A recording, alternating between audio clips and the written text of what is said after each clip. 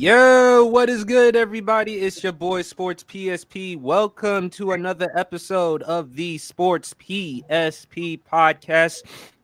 First of all, hope everyone enjoyed a Merry Christmas.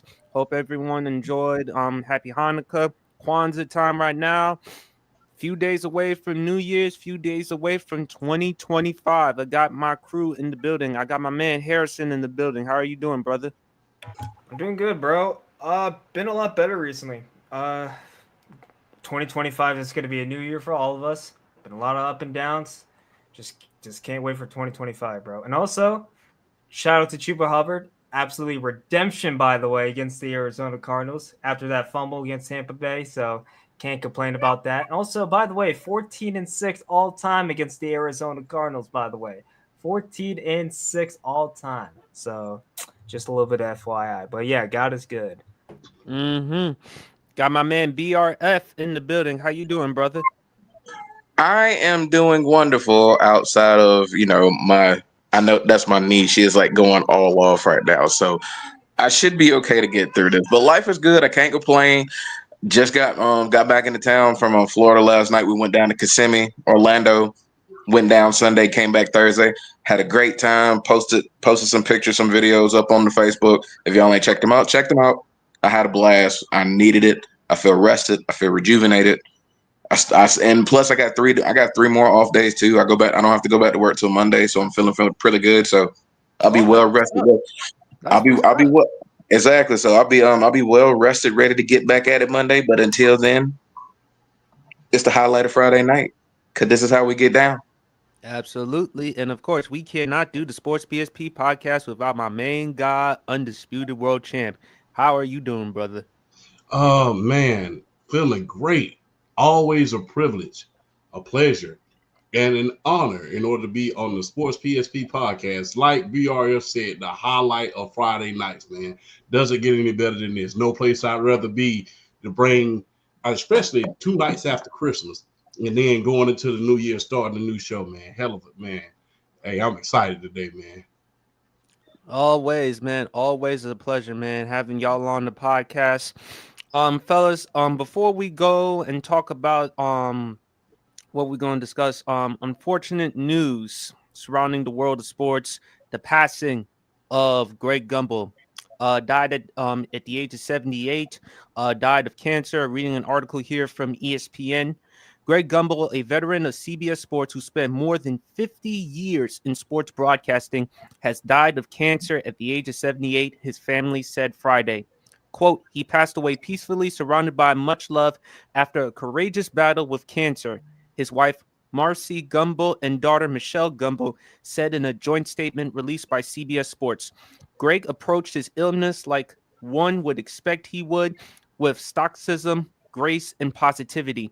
He leaves behind a legacy of love, inspiration, and dedication to over 50 extraordinary years in the sports broadcast industry, and his iconic voice will never be forgotten. Um, Big news, guys. Champ, I'm gonna let you go first. What were your thoughts? Man, look, and BRF, I think you can relate to this. When you think about CBS, there's a lot of people who you think about. You think about Walter Cronkite, you think about Dan Rather, you think about Brian Gumbel, and you think about Greg Gumbel, not to mention the late, great Howard Cosell as well. So those are five iconic names that you think about when you think about CBS Network. And look, March Madness, you got to think about Greg Gumbel. When you think about NFL Live, you got to think about Greg Gumbel. And look, not to mention, man, him and his brother Brian Gumbel were pioneers. Not to mention, Greg Gumbel was the first African American in order to commentate the Super Bowl, do play by play on the Super Bowl in 2001. 2001. Think about that. So, I mean, and he was on that network for years, him and his brother Brian Gumbel. So, hey, man, when you think about legends in the game that paved the way so guys like us can have microphones and speak our mind and be as big as we are, man, you got to give that up to Greg and Brian Gumbel, man. And look, man, March Madness is not going to be the same. I mean, college basketball, especially in January when football season falls off and the Super Bowl's over, the college football playoff is over. you think about Greg Gumbel when you think about those things. So, man, look, thank you. Thank you. Hell of a job. Well done. I salute you. And look, thank you for paving the way. Trailblazer and revolutionary gets thrown around like bad lettuce nowadays. Everybody, if you do one thing big, then you're considered a trailblazer. Greg Gumbel and Brian Gumbel were really trailblazers. And for him to commentate the Super Bowl and be part, and think about how long he was a part of CBS, him and his brother. Since the Bird and Magic years when they were in college. When Bird and Magic were in college, Brian and Greg Gumbel was on CBS. Mm-hmm. So when you think about how iconic that station was and people who helped them build that, when you talk about Dan Rather, when you talk about Walter Cronkite, when you talk about Howard Cosell, Brian and Greg Gumbel, those five guys, no one contributed as much to CBS as they did.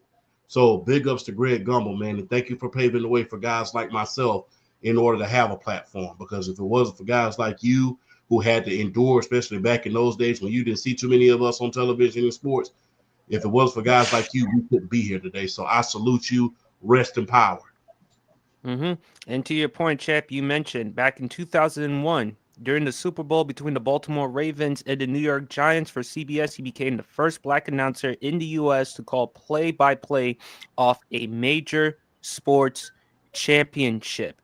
And also, he joined ESPN back in 1981, serving as an anchor for SportsCenter, in addition to contributing to ESPN's early NBA coverage during his time with the network through 1986. Definitely a pioneer, definitely someone big in sports media, well-beloved figure. BRF, what's your thoughts, my man? And how fitting was it that he called, that he got the call that Super Bowl 35 with Baltimore and the New York Giants. I mean, that was just a full on historic moment. From being the first African American to do play by play for the Super Bowl, calling the Super Bowl of arguably the greatest defense in the history of the National Football League. We remember those 2000 Ravens and what they did. So the fact that he got to call that game, it was like it's history on top of history.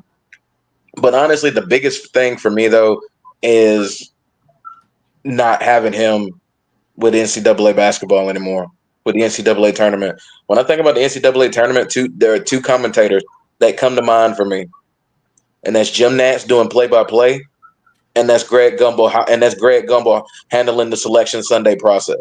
I mean, it's not. I mean, it's not going to be the same without either one of them, because I think Jim Nantz retired from calling that as well.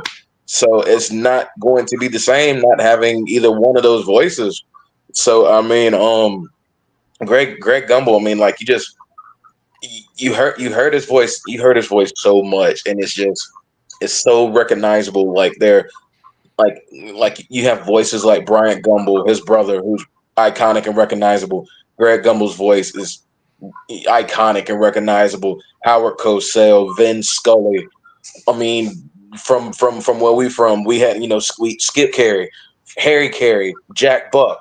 I mean, just so many great voices in sports that are iconic, and just like as soon as the first few syllables of words are spoken, you immediately count the sound flexion and you immediately know who they are.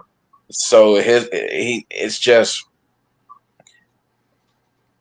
it hurts from like a standpoint of guys like yourself, PSP, guys like Champ, guys like myself, who's basically it's basically like he paved the way for us in a way to like have a platform to be able to do what we love to do. But there had to be innovators. There had to be a beginning, and there had to be a start to this.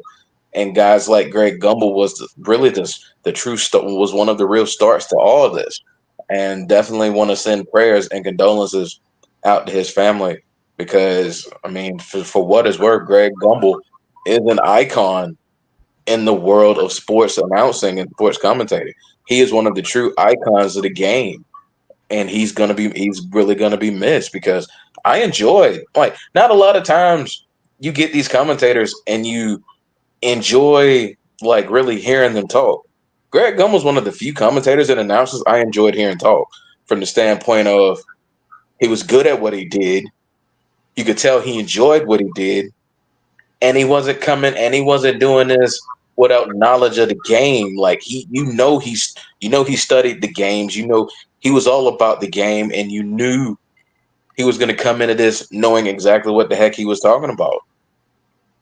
So it's like he's just one of those guys that we're gonna miss. But at the same time, we celebrate a guy like him for all the hard work he put in, and the fact that he fought cancer as long as he did. I mean, it's just you salute brothers like him, you salute men like him who put us all into everything. And like I said, prayers and condolences to his family. Greg Gumbel, my good sir, you will be missed, and thank you so much for your contributions to the sports world. And let me tell you, man, it's gonna be harder. It's gonna be hard to replace you come certain events, particularly the NCAA tournament. It's gonna be hard to replace a voice like yours. So, my good sir, like Champ said, rest in power. Salute to you. You will be missed, my good sir. Prayers and condolences go out to his family, man. This loss hits. This loss hits the world of sports. This loss is gonna hit. So we definitely thank you for everything you did. Harrison, my man, what are your thoughts? It's just sad. I mean, you guys all knocked the head on this one. It's just I've been watching this guy for a long, long time. I've been watching him probably since I was like a toddler. Every single time I've been waiting to hear the selection show almost every single March. It's like it's not even close. But him also announcing football as well. I feel like most of his announcing, I know it's on CBS, but like I feel like he announces most is the Pittsburgh Steelers a lot. I know he did that a lot. But yeah, but you guys knocked the head on this one. There were so many things that we can talk about this guy. But it's unfortunately we don't know about the cancer. I don't know if it's stage 4, like lymphoma or whatever. I don't know. We all know about it, but yeah, you guys all knocked the head on this one. So prayers up to him and his family. I mean, when I first heard the news, guys, I was kind of shocked. I'm like, Greg Gumbel passed away. I'm like, nah, this can't be true. But really devastating day. I mean, he was one of the examples of why someone like myself wanted to be involved in sports media. I mean, there are a lot of guys I looked up to.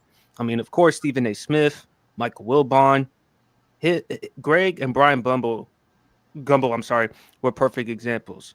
I love Brian Gumbel from what he did with HBO's Real Sports with Brian Gumbel. And of course, I love what Greg Gumbel has done with the NFL on CBS and also with March Madness. So it's really devastating. And before we start off with other topics, I think it's appropriate that we leave a moment of silence real quick.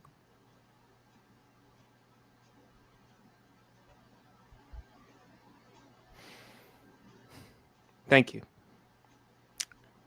So again, the news, folks, Greg Gumbel passed away at the age of 78 due to cancer. Hearts and condolences go to his family, his friends. Gone, but not forgotten. Thank you, Greg Gumbel, for everything that you've done for us, for giving people like ourselves a platform, and definitely encouraging people like me, Champ, Harrison, and so many others for opportunities. Thank you. All right, guys, let's talk about the NFL. Football on Christmas Day. I mean, of course, there was the NBA on Christmas Day, of course. Victor Wembanyama putting up a show against the New York Knicks. Of course, Champ, there was your Lakers going up against the Warriors, in which the Lakers won. But NFL seems like they're the king right now. I mean, you look at the ratings. What was it? Over 24 million tuned in for the Kansas City Chiefs game against the Steelers. Then a little over 24 million for the Ravens Texans game, and 27 million tuned in to see Beyonce, of course, at the halftime performance. No surprise there. It was in her hometown of Houston, Texas.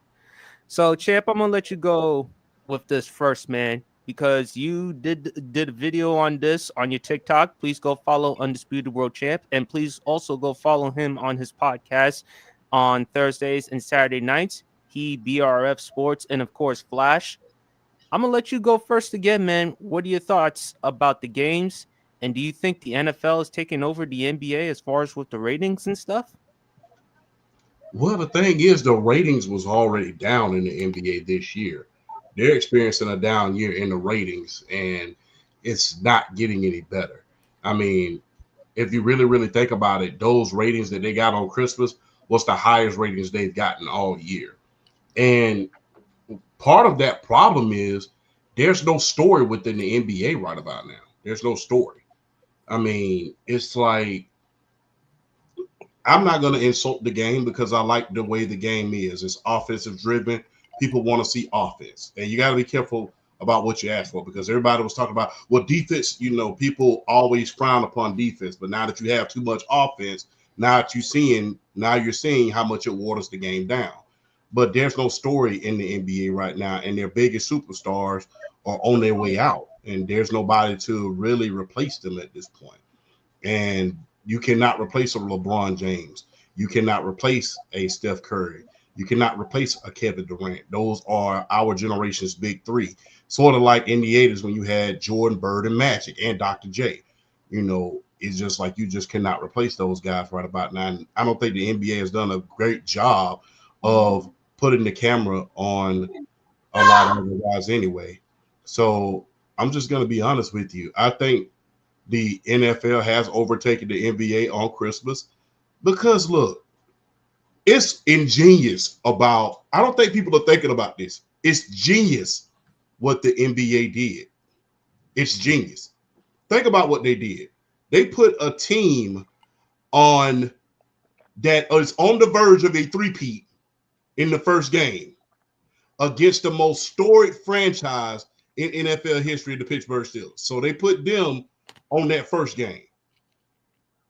And then in the second game, you put the most exciting player in this day and age in Lamar Jackson against an up-and-coming quarterback in Beyonce's hometown in C.J. Stroud. Then you put Beyonce on there. How can you win? You can't. You got the NFL. You can put the most greatest program on, and you could probably put the most boringest NFL game that you could possibly find. And I guarantee you that program will not beat that NFL game. And like I said, when you add Beyonce into the mix, it pretty much sweetens up the fire. It's just like you just pour gasoline and kerosene and all of that, and it just turns into a bonfire. And look, it's about competition. Hey, if you don't want to watch one thing, you got a choice in order to go to the other. And like I said, in just two games. And like I said, the games within itself told a story. Team going into a three-peat, getting ready to go into the playoffs for a three-peat. The most storied franchise in NFL history, the Pittsburgh Steelers, first game, boom. That's the story within itself. Not to mention Russell Wilson trying to win comeback player of the year. Mm-hmm. The second game, C.J. Stroud and the Houston Texans been kind of struggling, been kind of sputtering. They just lost Tank Dell last week. They going up against the NFL MVP, or excuse me, the MV3, because he will win that MVP, by the way. You can quote me on that. But and you just can't get a story better than that. You got four of the hottest quarterbacks in the NFL right now. Then you add Beyonce into the mix. How can you defeat that? You can't. I mean, like I said, Beyonce by herself gonna draw her own audience. Not to mention in front of her hometown in Houston, Texas. Yes, indeed. I was just getting to that.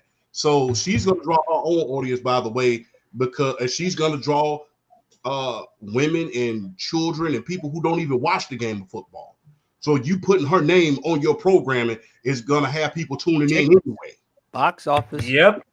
Absolutely. And trust me, I would know because sorry to cut you off, champ. I went to New Orleans. Shout out to Mama PSP and Angie. They took me to New Orleans 1 month before my birthday. If you go to a Beyonce concert, it's popping. Yes, it is. It's fun. It's fun, man. Yeah. And especially in a city like New Orleans, it's going to be fun. And when you go to H-Town, that's going to be popping as well, too, man. And also, according to Nielsen, I'm reading it right here, a Christmas record was a record-breaking day for Netflix and the NFL with an unduplicated audience of nearly 65 million U.S. viewers, according to Nielsen. Houston Texans, Baltimore Ravens game, 24.3 million.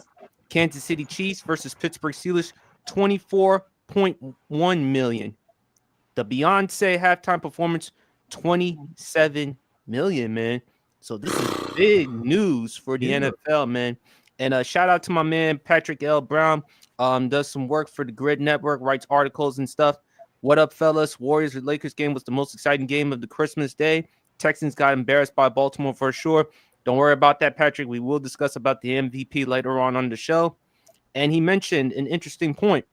NFL has seized the moment to cash in on Christmas Day. Next year, it falls on Thursday in 2025. Best believe the NFL will own the holiday again. Of course, not to mention Amazon Prime, because they do the football games as well. Yeah. NFL got the most intriguing stories in any sport. And like I said, people are talking about Josh Allen versus Lamar Jackson. People are talking about Jaden Daniels, one of the most exciting quarterbacks we've seen since RG3. Which we will talk about later on the show. Yes, people are talking about Saquon Barkley and Derrick Henry, the race to 2,000 yards.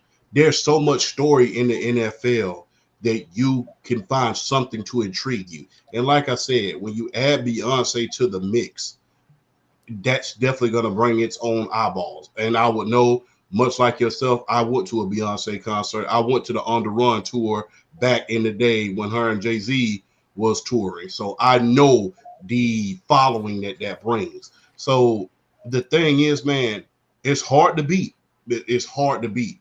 And although, you know, you have the biggest names in basketball, it cannot compete with the NFL. Like I said, the only thing that has ever beaten the NFL in the ratings that I know of in my lifetime was wrestling.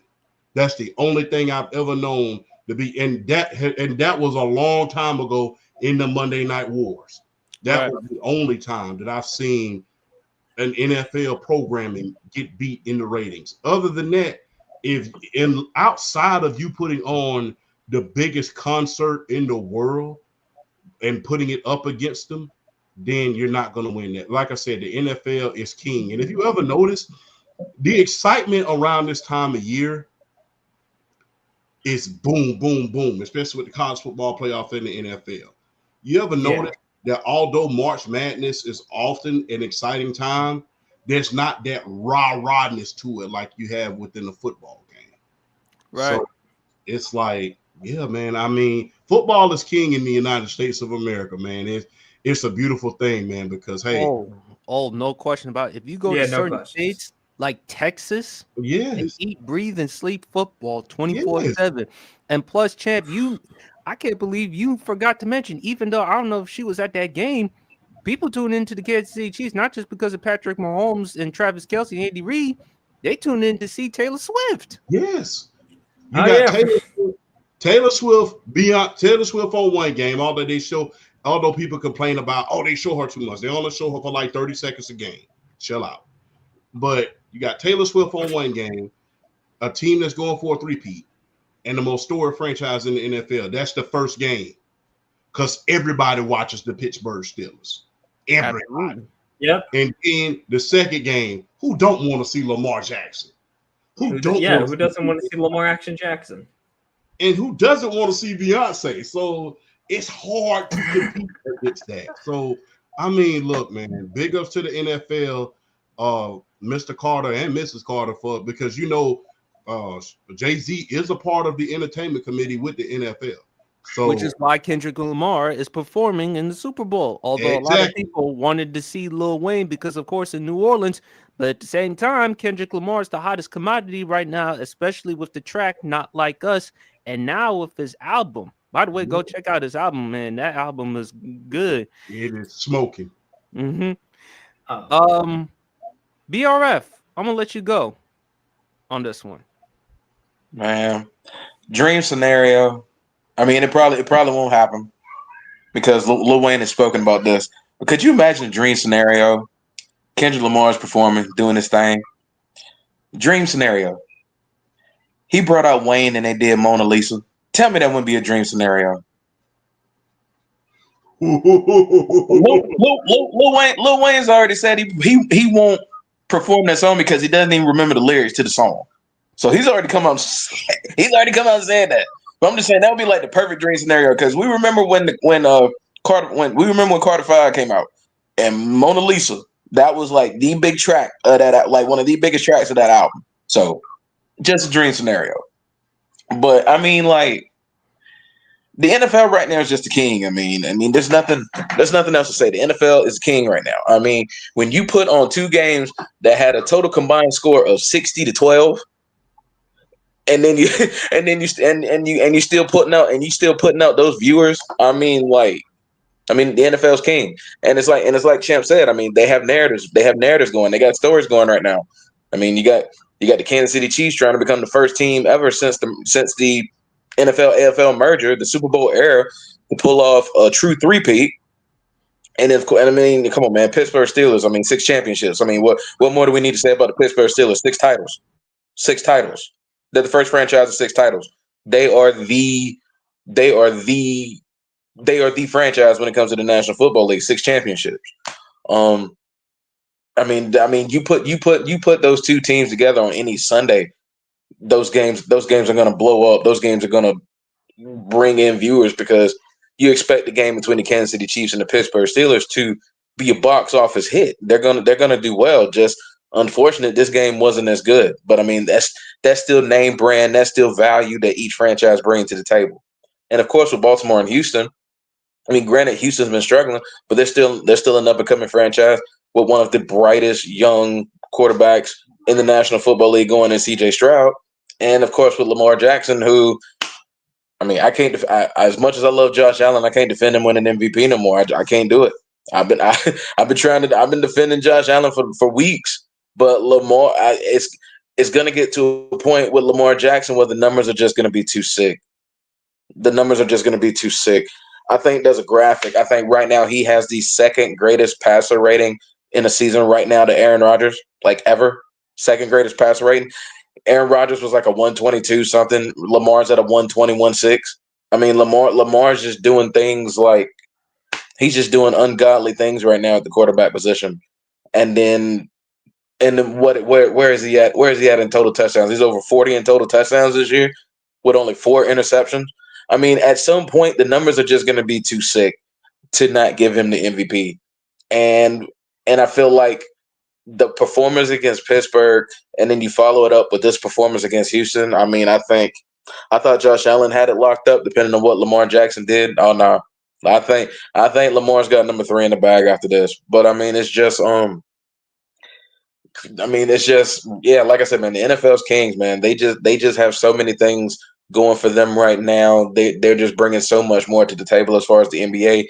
But at the same time, with the NBA, I mean, Christmas Day for the most part had been it really had been their holiday. I mean, they're going to put out 5 really good games for the most part, and they try their hardest to put on their box office franchises. It's not like the Christmas slate was bad. It's not like the Christmas slate was a bad slate. I mean, let's see. You start off with San Antonio, and you start off with the Spurs and the Knicks. Victor Wembanyama goes for 42 and 18. I mean, like he's starting to play himself into top 10 NBA player conversations right now. He's been doing this thing. You got the New York Knicks. This new I don't want to call him a super team, but I mean, hey, Mikal Bridges had 42. Yeah, I'm about to say Mikal Bridges matched him with that 42. So, and it's like Karl Anthony Towns, Jalen Brunson. I mean, it's not like the Knicks aren't a box office squad. They're a really good squad right now. They're off to one of their best starts in a long time. Victor Wembanyama did what he did, and the Knicks still beat them. I mean, that just pretty much tells you what kind of team the New York Knicks are right now. Come on, man. What you got the 76ers, even though they haven't been doing that good this year, you got them and the Celtics, still one of the better rivalries in the NBA. You got them on Christmas. Of course, I mean, come on, man. The Lakers and the Warriors. You can't go wrong with the LA Lakers and the Golden State Warriors on a Christmas Day slate. You can't go wrong with them. And I mean, it's not. Yeah, like I said, it's not like it was a bad slate. I mean, all the games really, all the games really hit. All 5 games hit. There weren't really any blowouts. All 5 games were really good games. It's just that right now, I feel it's like it almost feels like the NBA. I don't know. I guess it's one of those situations where like you know no Luca, no Giannis. You did get Tatum, you did get Braun, you did get Steph, you got Wemby. I mean, it's not like you didn't have really, really, really high quality star players playing on Christmas. It's just right now the NFL is on a roll right now. They are the I mean, we used to call them Major League Baseball America's pastime. I mean, that's the National Football League right now. They are the sport. They are the sport of America right now, and there's just really not a lot any of the sport can really do to touch them as far as like the revenue, the box office, the viewership. I mean, to be able to pull that off on a streaming station, to be able to pull that off on Netflix, that just shows you the power of the National Football League and just how they're just not going to stop. They're not going to stop anytime soon. And it's just one of those things where you just have to recognize you have to it's real recognize real, and the NBA is just gonna I don't know I think the NBA can recover some viewership, but I mean it's going to take a lot of work. It's definitely going to take a lot of work, and just the NFL right now just can't do no wrong. I mean, it is what it is at this point. So, and it's like I said, you put out 2 games with a combined score of 60-12, 2 blowouts, but yet they still draw the viewership. That just shows you the power of the National Football League right now. So just shout out to them for being able to capitalize. They know how to capitalize certain things when the iron is hot, particularly with the Beyonce performance in Houston, Texas, of all places, her hometown. They just know when to capitalize when the iron's hot. They know how to strike. So shout out to the NFL, man. Right now they're hitting on all cylinders and they can do no wrong. Harrison, I'm sorry, champ. You want to say something or? Quick question before Harrison goes. I got to ask y'all this question. Do y'all think that the ratings would have been even more mind-boggling had it been on, let's say, CBS or let's say Fox? Do you think it would have been a lot worse? Do you think that gap would have been a lot worse? Because, as we know, Netflix is kind of like cable, back in our day. Not everybody had cable back in our day, but, Netflix is kind of like cable.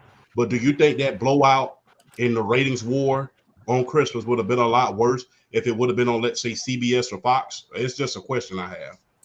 It's For me, it's possible with the fact that it would have been nationally accessible to basically everyone if it was on a CBS or Fox.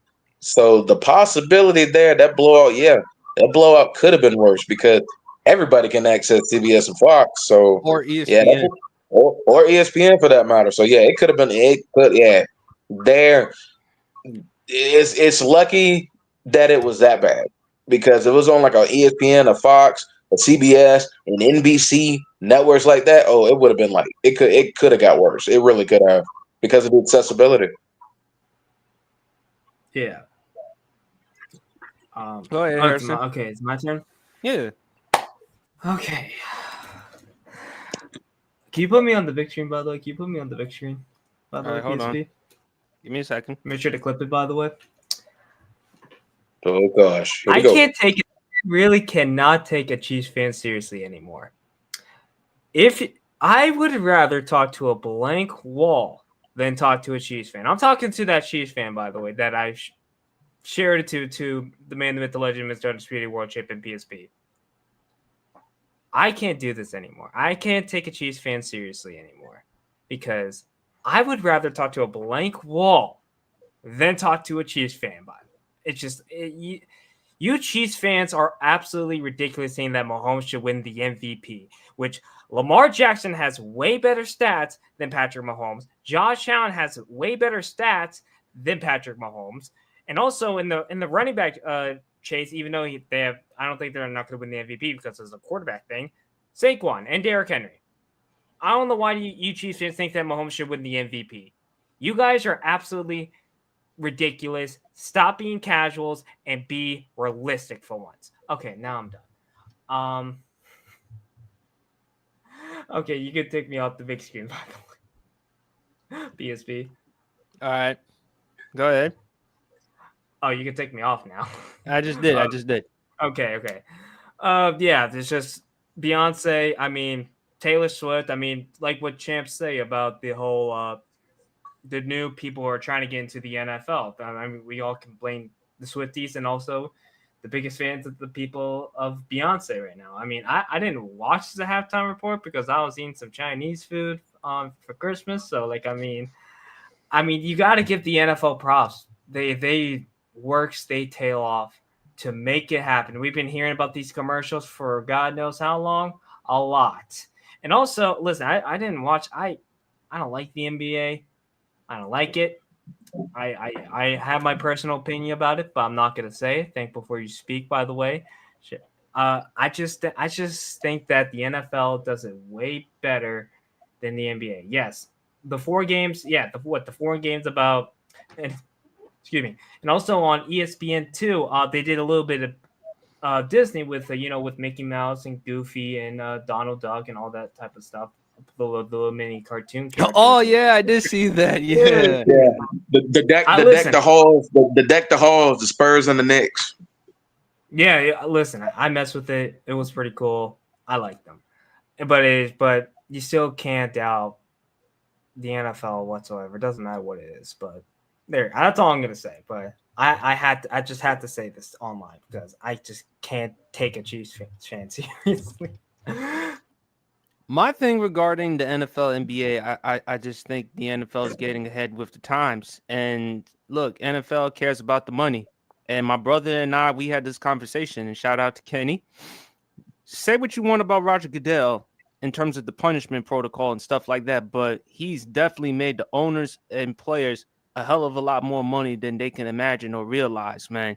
And that's one of the reasons why he's still going to be the commissioner, because at the end of the day, he's going to put money directly into the owners and players' pockets. They're making more money than they could ever realize. And, of course, with Jay-Z, he's going to give them the high performances. I mean, look at 2020 for Miami. He had J-Lo and he had Shakira. Then in 2021, he had The Weeknd at Tampa. 2022 at LA, Dr. Dre, Snoop, Eminem, 50, Mary J. Blige. Then 2023, he had Rihanna, who at the time was pregnant. And then in 2024, you had Usher. And now in 2025, you have Kendrick Lamar. I just think that the NFL is getting ahead with the times. And look, the NFL don't really care. Like with the Kansas City Chiefs, even though people can't stand seeing Taylor Swift, hey, NFL don't care, because as long as we making money and putting it directly into our pockets, hey, you can do no wrong. And with Beyonce performing and with her platform, hey, 24 million, 27 million for Beyonce. I don't know what the NBA is going to have to do, but I mean, you're incorporating different things, the in-season tournament, the play-in tournament. I love the play-in tournament. I actually think it's great. It's exciting for people to watch. But when you look at the current stars with the NBA, I don't think the NBA right now is doing a good enough job marketing the younger players. And my brother and I, we talked about it with Zion.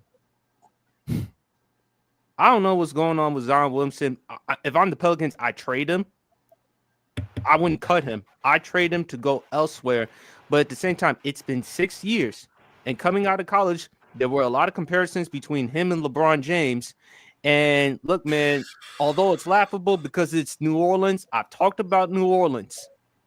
New Orleans is known for good food and hospitality. But Zion got to get up out of here, man, because he hasn't lived up or maximized his potential. And I just think with the NFL, a lot more narratives, a lot more exciting, fun things to do. And plus, we also talked about the games and how it's late at night to watch an NBA game compared to an NFL game. You got to figure out a way to make it, you got to schedule the games in order for it to go. Because are people going to be tuned in to watch a 10:30, 11 o'clock game at night? No, they probably want to get enough rest to go to work the next morning. So you got to figure out a way to fix that.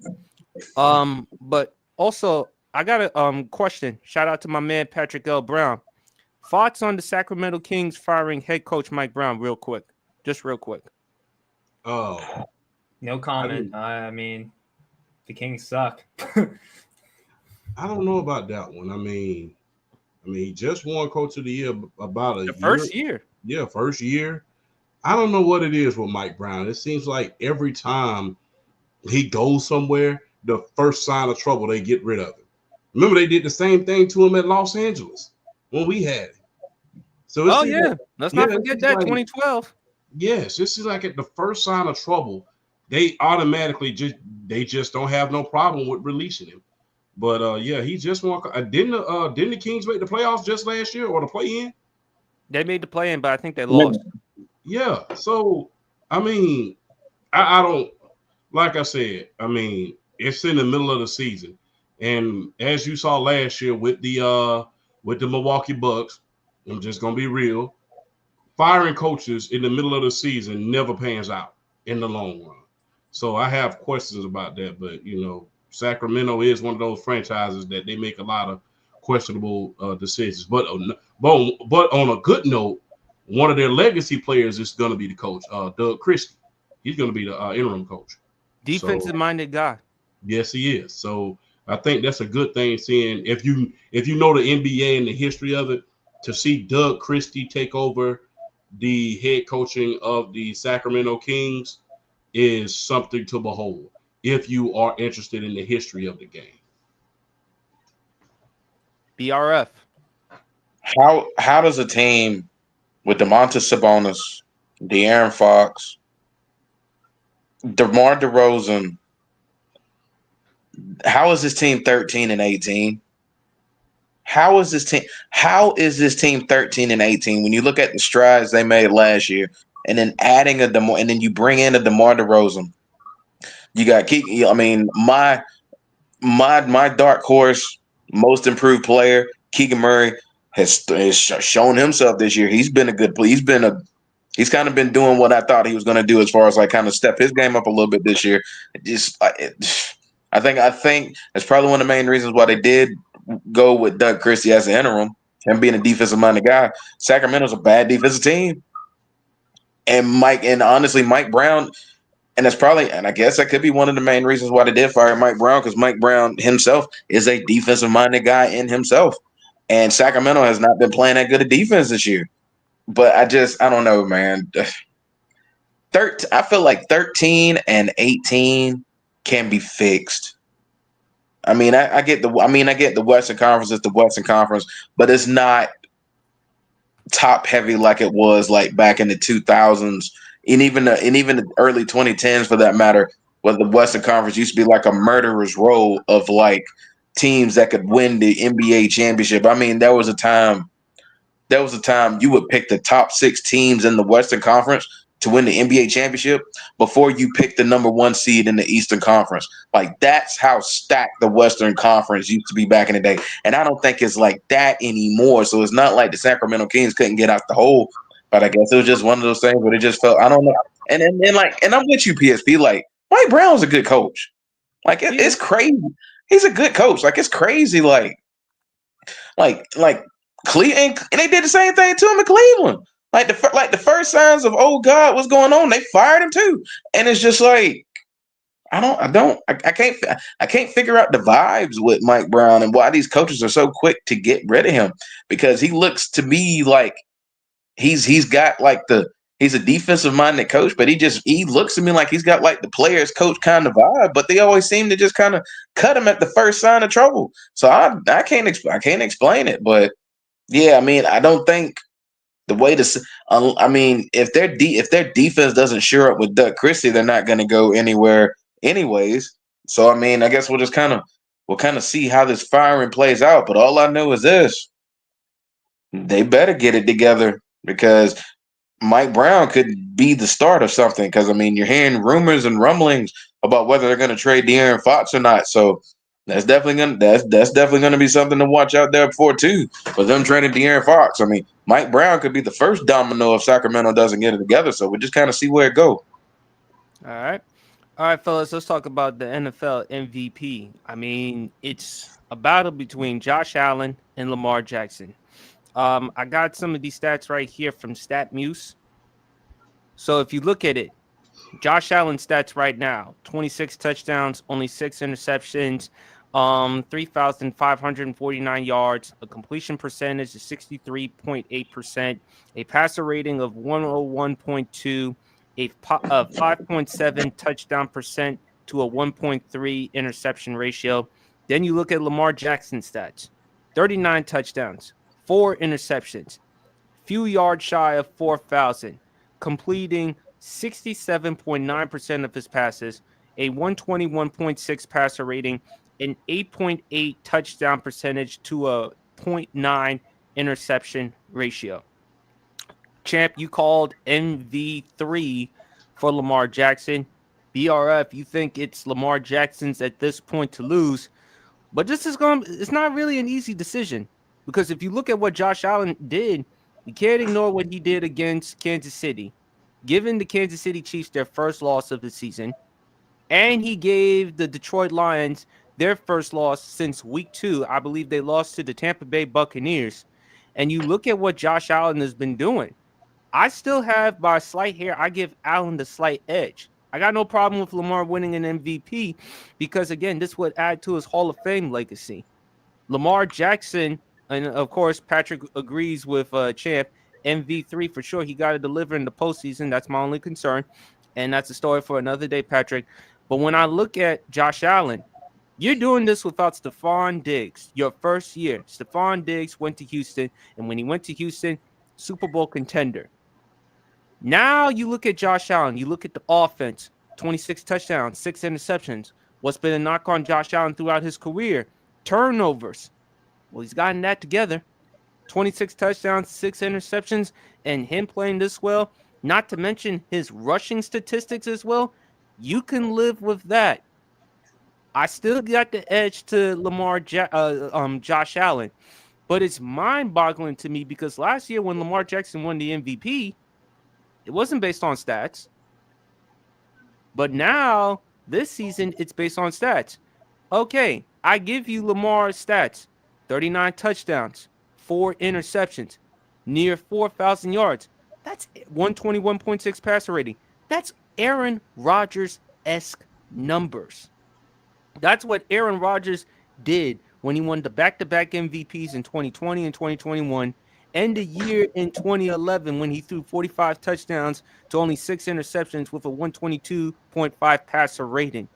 Lamar Jackson has gotten so much better. By the way, Todd Monken, the offensive coordinator from the Georgia Bulldogs, better give him a contract extension, and chances are this may actually help his chances as far as getting a head coaching job, because if you could work with a guy like Lamar Jackson, and if this is the best we can get from Lamar Jackson as a passer, with the combination of his ability to run the football, hey, you're going to have a hell of a chance becoming a head coach, because, again, they love them play callers.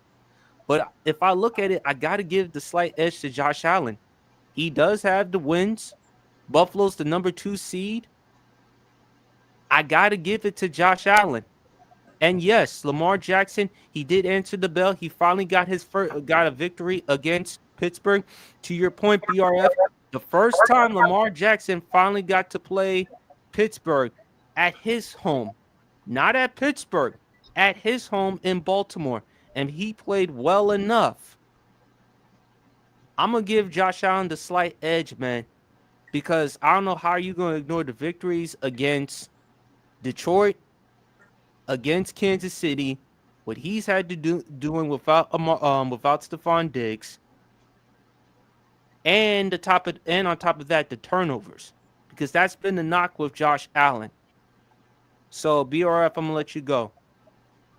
Make your case for Lamar Jackson. I mean, this is what I'll say. I know last year Lamar Jackson winning the MVP wasn't based on stats, but to add some context, Lamar Jackson that last part of the season, there was no definitive MVP candidate had stepped up. Oh, the San Francisco and the Miami games.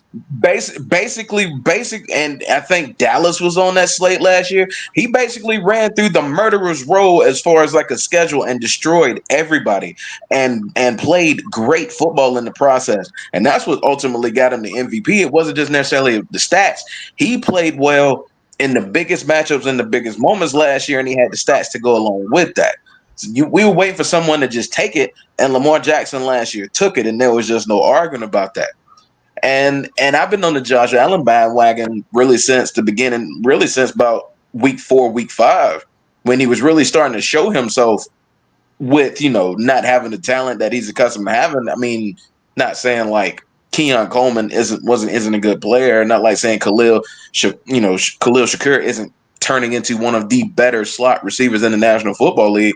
Not saying James Cook isn't a good back. Not saying Dalton Kincaid is a bad tight end. It's not. He's got talent, but it's just the way he's basically backpacked them into being the number 2, and into being like the number 2 seed in the AFC and already clinching the AFC East championship, getting in the playoffs. I kind of feel why. I kind of, what I'm saying, people would understand why I've been on the Josh Allen train. It's just that it's getting to a point now, these numbers are just, they're going to be too astronomical to ignore at this point. When you're looking at 39 touchdowns, 4 interceptions, a 121 passer rating, he's going to hit 4,000. He's going to hit 4,000 passing yards. What's his rushing yardage is like? I'm gonna go look it up right now. 837 yards. This damn man has an outside shot that hit 1,000 yards rushing. If he goes 4,000 passing, 1,000 rushing, you have no choice but to give it to him. You have no choice. And the fact that he has over 40 combined touchdowns with his passing and his rushing, and shout out to Flash, because he brought this up. If it gets to a point where the numbers are just too big to ignore, you can't, even though you give Josh Allen props for being able to carry that team the way he has, and it could be one of the greatest carry jobs in the history of the National Football League if he gets that Buffalo Bills team to the Super Bowl. And people are going to say, well, he's got Derrick Henry. Yes, he does. And Derrick Henry has been an MVP candidate himself for a lot of this year. But even still, they're making it easy. They're making it easier on each other because you can't focus on one or the other when it comes to the rushing attack. So honestly, it's been like a win-win situation for both because they've been able to really help each other out. They've made it easy on each other. But with Lamar, I see the 68% completion percentage. I see the numbers on the bottom. What you had was astonishing to me.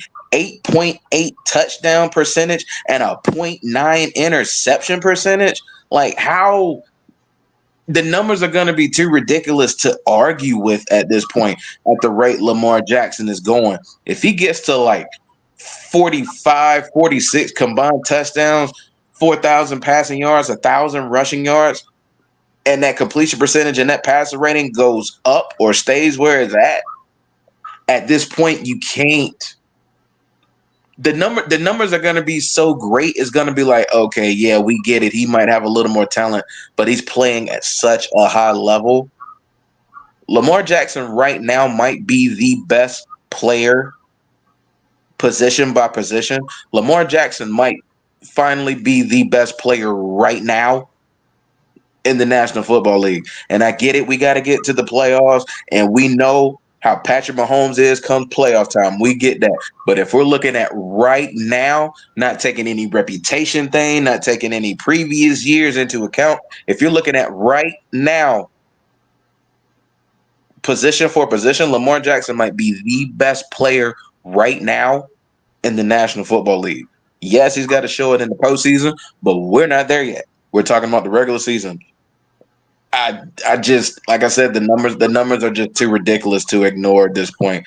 I think right now, I think Lamar Jackson got number 3 locked up. The numbers are going to be too astronomical to ignore at this point. Okay, Patrick mentions a great point. Baltimore did destroy Buffalo early in the season. I don't know. I mean, Harrison, what's your thoughts? I'm so glad that you didn't put Patrick Mahomes on this because my goodness gracious. All right. Why Yeah, would I I do mean, that? I'm sorry. I'm laughing at your face, Piers. Why? Come on. Why would I put Patrick Mahomes at this point? Come on, man. because Chiefs fans are gonna get mad at you. But I'm sorry. Nobody gives a nobody. I'll say it before you go. Nobody gives two craps about what Chiefs fans thinks about the MVP voting at this point. Patrick Mahomes should be nowhere near an MVP trophy this year. And we love us some Patrick Mahomes, but he should be nowhere near the MVP trophy this year.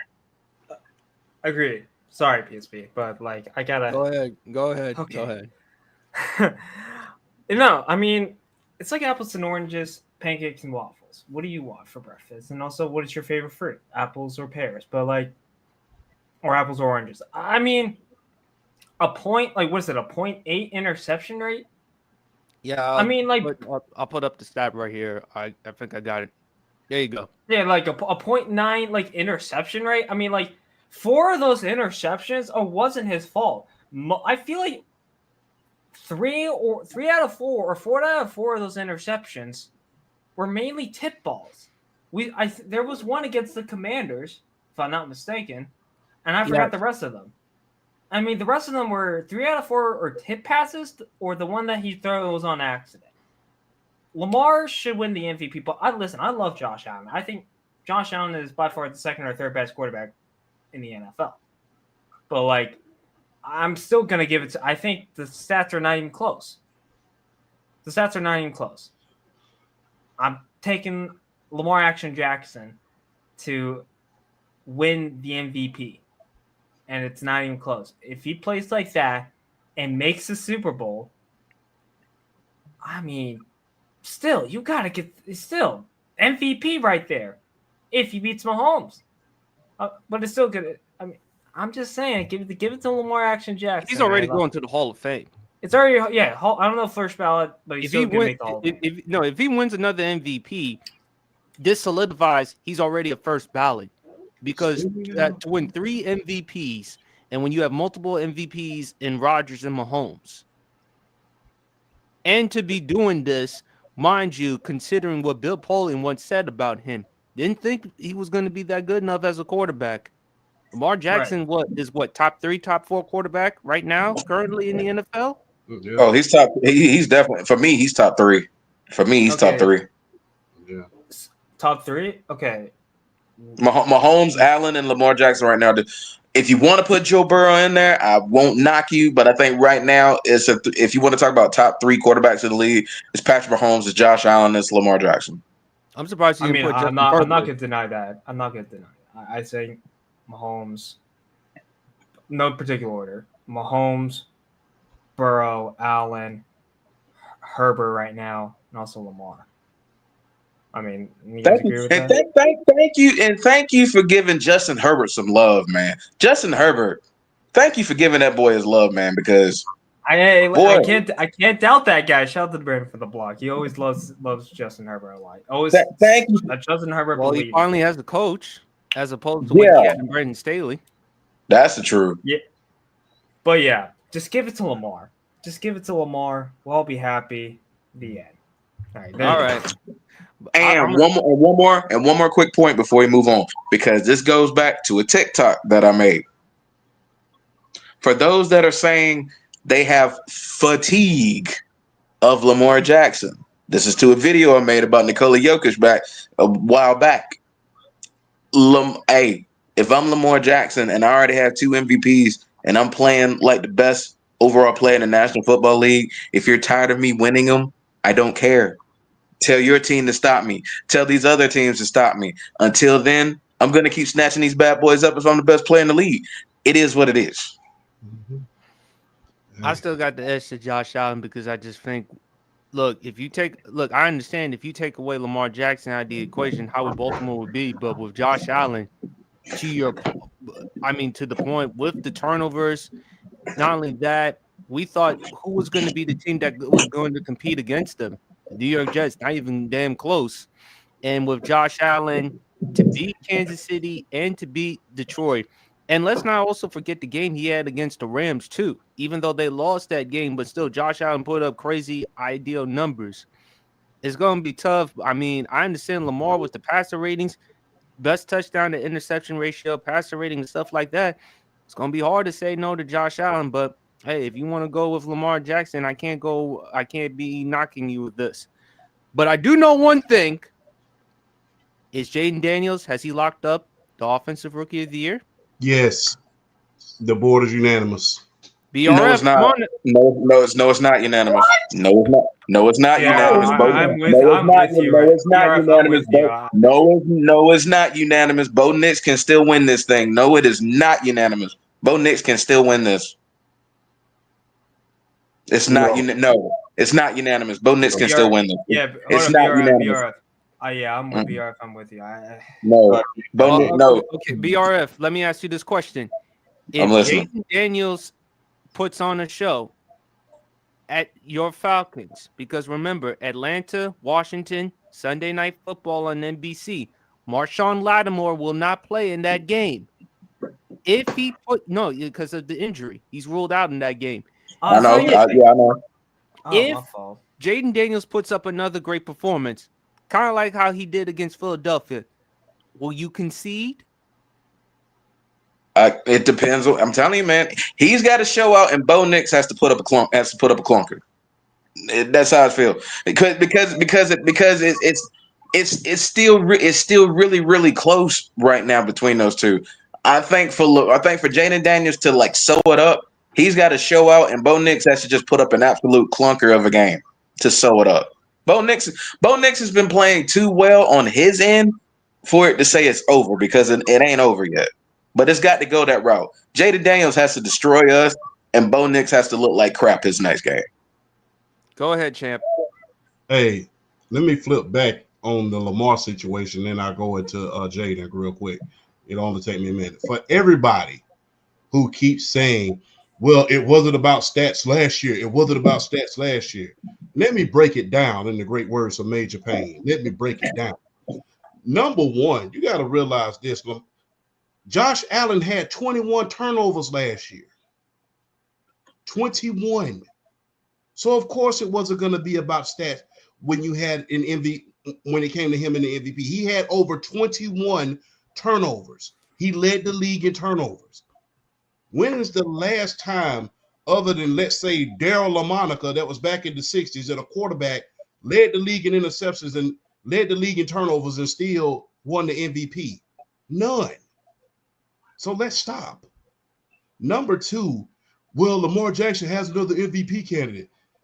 Peyton Manning won the MVP for years, and he was surrounded by talent in Offensive Players of the Year, candidates for Offensive Player of the Year, in Edgerrin James, in Marvin Harrison, in Reggie Wayne.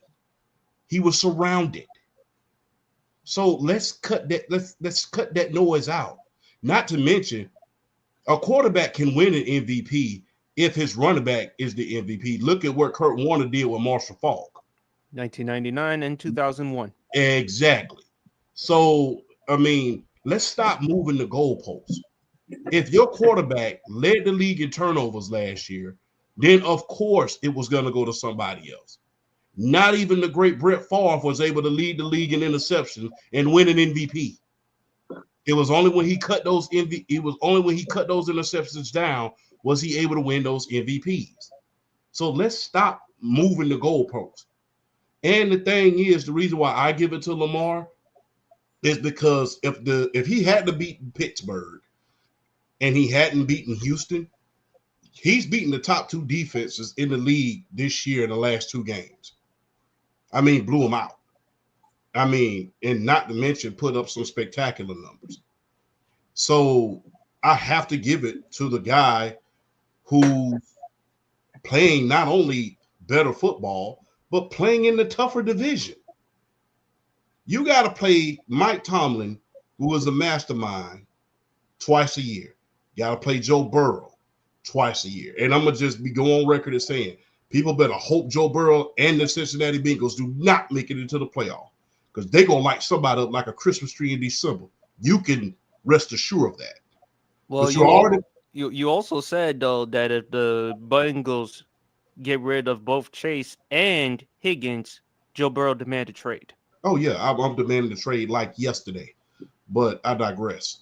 But yeah, Lamar's playing in a tougher division with the tougher quarterbacks, and he's playing against the better coaching. Not to mention, like I said, last year, people saying, well, it wasn't about stats last year. It wasn't about stats last year. Josh Allen had over 20 turnovers last year. Let's take that into account. And second behind Sam Howell. Exactly. Not to mention, have you forgotten he was playing so poorly last year that Ken Dorsey got fired? Have we forgotten that? Well, we want to move the goalpost all of a sudden. It wasn't about stats last year. He was playing so poorly, the offensive coordinator got fired. There was questions about last year. Should they go talk to the New York Giants and bring Brian Daboll back? Because they was not able to reel him in this offense. So let's stop trying to compare last year to this year. This is like apples and oranges. Lamar Jackson is having his best year this year. Last year, Josh Allen was playing some of his worst football we have seen, to the point where Ken Dorsey got fired. And that team was looking poor. And there was even a question last year if the Bills were even going to make the playoffs last year. And if they were going to move on from Sean McDermott. Exactly. I was getting to that. So let's stop comparing that. That's like comparing apples to oranges. There was no question this year from the beginning of the year that Lamar Jackson was playing his best football. Last year, Josh Allen played poorly, very poorly, to the point where one of his coaches got fired. There was questions around the franchises. There was controversy between him and Stephon Diggs. There was all of that. And it's so sad that sports fans have such a short-sighted memory that they want to bring up last year. Remember how poorly he was playing. And I think Lamar Jackson, and bringing up that schedule again, I think he beat like 10 teams last year with plus 500 records last year. Exactly. He did, but also, and I'm shocked y'all forgot about this. Maybe that's why Cam Newton said there's a certain thing called Brock Purdy, Tua Tagovailoa, Dak Prescott, game managers. The game managers. And speaking of that, you have to wonder this. If it wasn't for the Miami Dolphins being the pretenders they were, would the Bills have even made the playoffs last year? There you go. So stop comparing last year to this year. It wasn't about stats last year. The coach got fired. The offensive coordinator got fired last year. Josh Allen led the league in interceptions behind Sam Howell. And that team was playing so poorly to the point that they almost did not even make the playoffs. And like I said, you have to ask yourself the question, if the Miami Dolphins wasn't the pretenders they were, would they have clinched that division? No, they would not. Not to mention, they're playing in a very, very poor division this year. So stop the noise. Jaden Daniels, most exciting player that we have in the NFC right about now, I would say, as far as quarterbacks are concerned. The thing is this, the reason why I give it to him, me personally, he's doing more. He's doing a hell of a lot more with a hell of a lot less, if you want me to be honest. That team last year for the Denver Broncos, if Sean Payton hadn't intervened, they was on track to make the playoffs, and they had a hell of a defense last year. Right. Let's not discount that. They had a hell of a defense last year. And this defense has been keeping them in a lot of games. When you think about Washington, the players that they have, you have Scary Terry on offense, and then you have that dual back system. The defense is up and down. They're inconsistent, to say the least. Yes, and that's being kind. And that's because you're my guy. I'm not going to insult the Commanders. You're my guy. No, champ. It's up and down. It's very much up and down. So he doesn't have a stifling defense in order to lean on if he gets behind in a game. This team is literally living and dying behind the right arm of Jaden Daniels. So that's why I give him, and not to mention, man, he's putting up some that. Look, that game he played against the Philadelphia Eagles, spectacular, chef kiss. And to all of you, Yeah, Philadelphia, that game was intense. yes, and for all of you Philadelphia Eagles saying he beat our backup quarterback, you scored 33 points, and you had the chance to put the game away before he even took the field. Stop. Against that defense. Exactly. And you got one of the in Philly, you got one of the best defenses in the league. You had a chance to stop him. You got my guy from Georgia, Jaden Carter, and you got Jordan Davis. You got the Philadelphia Bulldogs right there. They could have stopped him. You did. And plus, to the point, at one point during the season, the first half of the season, it looked like it was a wrap for Jalen Daniels to win Offensive Rookie of the Year, including after that Chicago, the Hail Mary, the one to Noah Brown. And if you look at Jayden Daniels' numbers against the Eagles, he became the first quarterback since Mark Rippon to throw 5 touchdowns back in 1991. He became the first rookie in NFL history to throw 5 touchdowns and rush for 50-plus yards in a single game, and the first rookie with multiple game-winning touchdown passes in the final 30 seconds of the fourth quarter. So Jayden Daniels has not only put up the numbers, but he's also stepped up for you in clutch situations. That was a compelling win for Washington because that was our first win against a legit team. We lost to Philadelphia on Thursday Night Football. We lost to Pittsburgh. Damn it, I can't get over that loss against the Cowboys, but that's a story for another day. But it was a very compelling win. And to your point, champ, Dan Quinn with him as the defense, yes, I like the job Dan Quinn has done. He should definitely be in the conversation for Coach of the Year. But still, just like last year, they haven't done a good enough job stopping the run. No. And plus, we even had to get rid of Emmanuel Forbes, our cornerback, who we drafted in the first round back in 2023. And I mentioned I wanted Christian Gonzalez out of Oregon. You see what Christian Gonzalez is doing right now for the New England Patriots, by the way, of Brandon School, Oregon. I also wanted Washington to draft Darnell Washington, by the way, UMBRF School, Georgia, because we needed a tight end. And for Jayden Daniels to be doing this under these circumstances. Remember, at one point, I wanted Cliff Kingsbury gone. Yeah. And I still think he's going, and I still believe he's going to be gone. I believe he's probably going to end up probably in Chicago, only because of Caleb Williams. I don't know about that, bro. No, I wouldn't go nowhere near Chicago. Here's the thing. But that's the thing. Champ. But that's the thing. Washington, Cliff Kingsbury's too good enough to not get a head coaching job. He's going to get a head coaching job eventually. And Caleb Williams would entertain that only because of their relationship going back to USC. If I'm him, would I touch Chicago? No. Even with the weapons that they have. And they have good pieces. They have Keaton Allen. They have DJ Moore. They have DeAndre Swift. I'm surprised with Cole Kmet. And BRF was the one who was bragging about Cole Kmet. But even under those circumstances, no. But I got to give it to Jayden Daniels because the numbers that he's been putting up, what he has done for Washington. Remember, Washington was the number 2 seed. No, I'm sorry. They were the second worst team in the NFL behind the Chicago Bears. When you think of the NFC East, at this current juncture, you think of Philly or Dallas. Dallas took a step back with the injuries.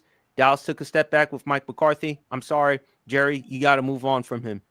Philly, as long as Howie Roseman is the GM, they're going to be just fine. And they've done that by adding in Saquon. Saquon was at one point in the conversation for the MVP.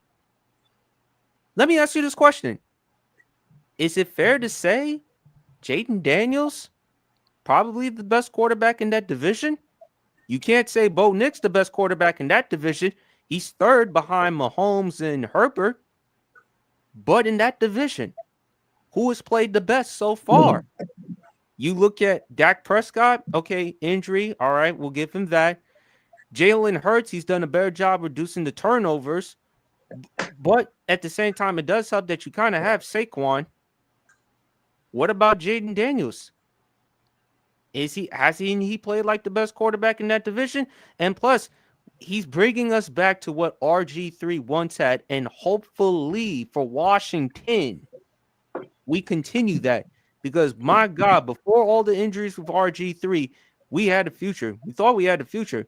Only reason why we drafted RG3 because we moved up in the draft. Had it not been for, we could have.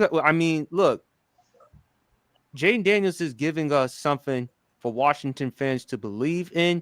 You can make the argument for Bo Nix because this will be the first time that Denver has been to the playoffs since that Super Bowl. But when you look at Jaden Daniels, you look at the numbers. Terry McLaurin, this is his first time this season, double-digit touchdowns. And he's worked with a laundry list of quarterbacks. Yes. A lot. So he's never had a quarterback of Jaden Daniels' caliber. Mind you, still putting up over 1,000 yards. Reminding folks that he's still top 10, top 15 wide receiver. Matter of fact, champ, you would definitely want Terry McLaurin over Debo Samuels after you called Debo Samuels the other day, Manos de Piedra. Yeah, hands of stone. Yeah. Yeah. Sorry. Hey, look, look, I'm gonna just be real, man. When you take a step like that, coming in as a rookie, and like I said, it's not like the situation that CJ Stroud had last year, where you have a defensive rookie of the year, your defense is top 10, you have a Tank Dell, you have guys, you have a plethora of wide receivers. It's Scary Terry, Jaden Daniels, Brian Robinson, and Austin Eckler. It's literally him and Scary Terry and running back by committee. Who, by the way, Austin Eckler is also hurt with the Yeah. concussion. Yes, exactly. And look, when you think about that division, everybody knew it ran through the Philadelphia Eagles. And for you to put up 30, and think about this. He threw an interception in the last 3 minutes of the game. You had a chance to ice it. You got the best running back in the league in Saquon. Run out the clock.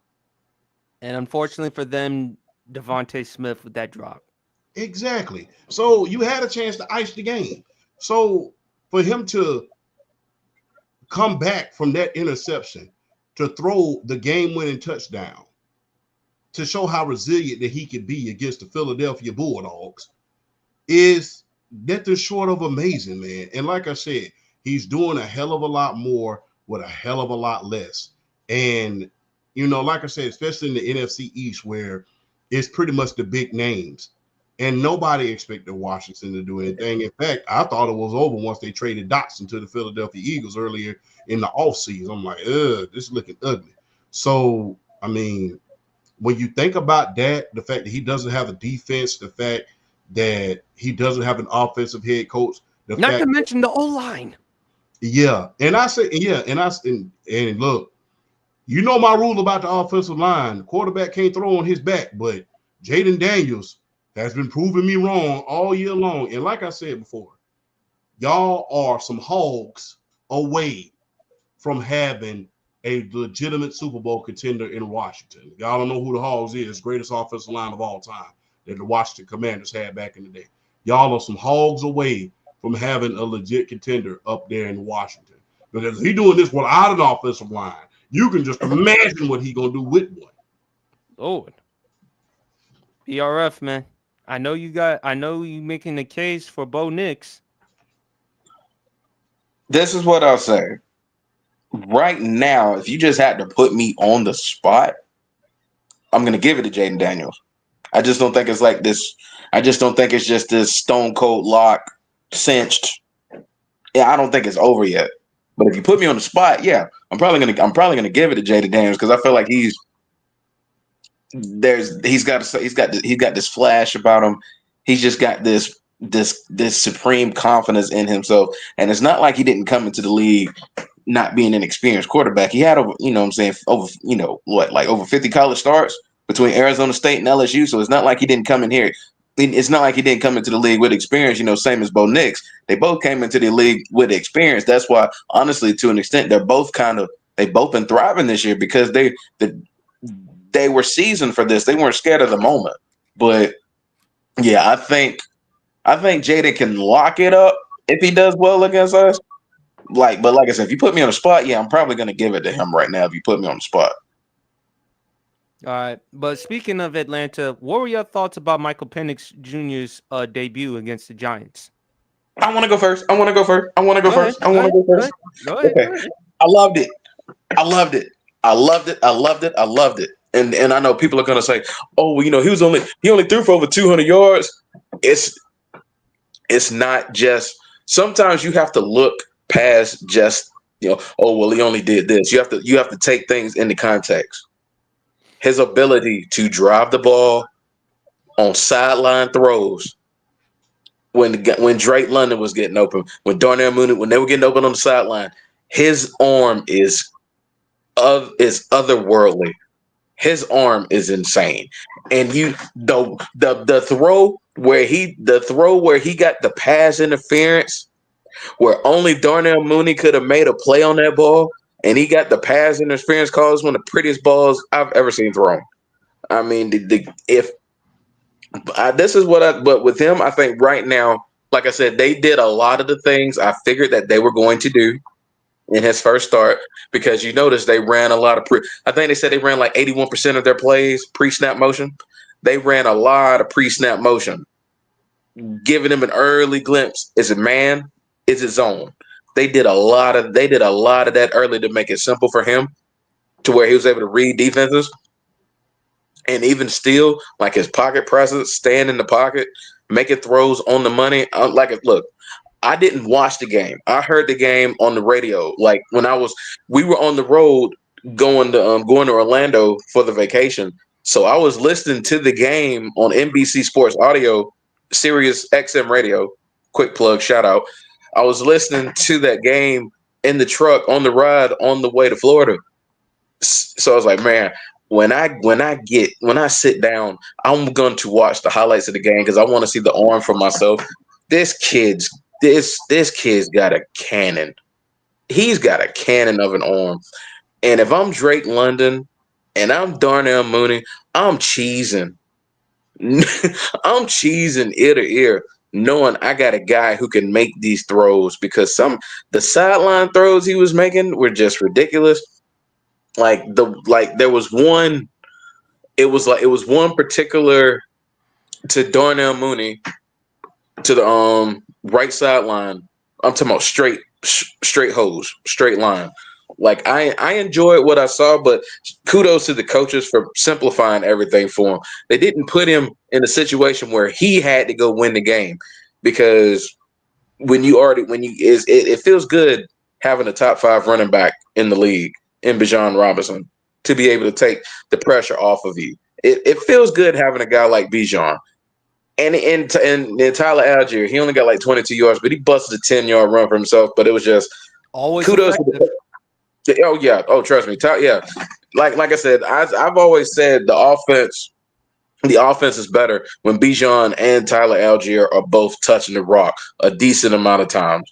But yeah, I definitely enjoyed what I saw from that first game, because there's poise, his pocket presses, everything that we said he had was on display for that game, and people are going to be like, "Oh well, it was only the New York Giants." Like, bro, that was one of the highest pressure rate games that the Falcons have had on them all year, and it was just his ability to stand in the pocket, his ability to move his feet, be able to locate his receivers. I mean, he did everything right, and even the interception. The interception wasn't even his fault, because No, that was Kyle a good Pitts ball. Kyle Pitts that was a great ball. I mean, Kyle Pitts is Mono D's Pietra 2.0 part 2 down there in Atlanta, because ever since his rookie in Atlanta, homeboy forgot how to catch the ball, and I've been trying his to. hands were greasy. His hands were greasy. Probably spitting Okay, juice on that decision. okay. Yeah, we gonna call Kyle Pitts Bart Simpson in this case. We gonna call him Bart Simpson, because homeboy got some butterfingers. The homeboy straight up got some butterfingers. He straight up got butterfingers. And I'm trying my hardest to ride with Kyle Pitts. I am trying my hardest, but he's making it harder and harder and harder and harder, because he's got a quarterback now that is not scared to chunk it. He's got to help him in those situations. And I saw the press conference. They were like, Michael Penix was like, "Oh man, Raheem Moore said it. Michael Penix said it. Man, on that third of Kyle Pitts, it was my fault." And I'm sitting there watching press conference, and I'm like, "No, the hell, it wasn't your fault. Kyle Pitts should have caught the ball. It was not your fault. Kyle Pitts should have caught the ball. Oh Lord, he should have caught the ball. Yeah, like if I wish I could have teleported to that press conference, and I would have been like, Michael, shut up. It was not your fault. That play was not your fault. I appreciate your humility. I appreciate your accountability. You ain't got to do that. That was not your fault.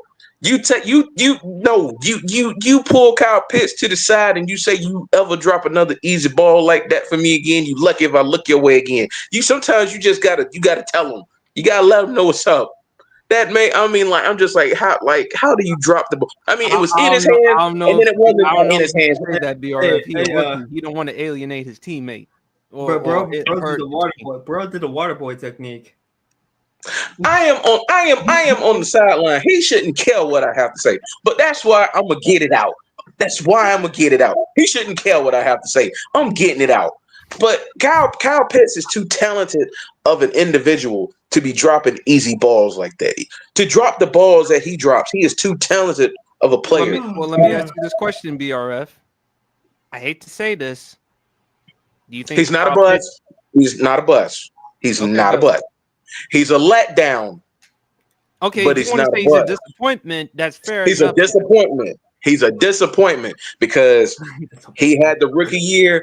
He had the rookie year where he almost broke the yardage record. He made the Pro Bowl his rookie year. Even with only one touchdown, he made the Pro Bowl. He is a disappointment. He is not a bust. No, he's not. No. I mean, look, people have hype and they have potential and they start off well and suddenly they don't become the player that you thought they could be. Perfect example, Ben Simmons. Oof. Yeah, but Champ, what were your thoughts about Michael Penix's debut? I was happy to see that. And Kyle Pitts, did you try to hand him off the ball? I mean, yes, he did. He did the water boy technique. I mean, it seemed like you just did your damnedest to try to hand him the ball. What was that about? I don't know what that was, but Kyle, you got to get it together, my man. You got to get it together. Bro said, "Here you go," and said, "Thank you." I don't know what's up with Kyle Pitts, man, but you gotta get it together, man. Got to get it together, all the way together. Butterfingers. You know? I mean, hands like frying pans, just as greasy. But hey, he's probably been subjected to Desmond Ritter too long, so I don't know. I mean, either that or he got Pam on his hands. I don't know what's going on. It's one of the two. but I'm liking what I'm seeing, man. That was they simplified it for him.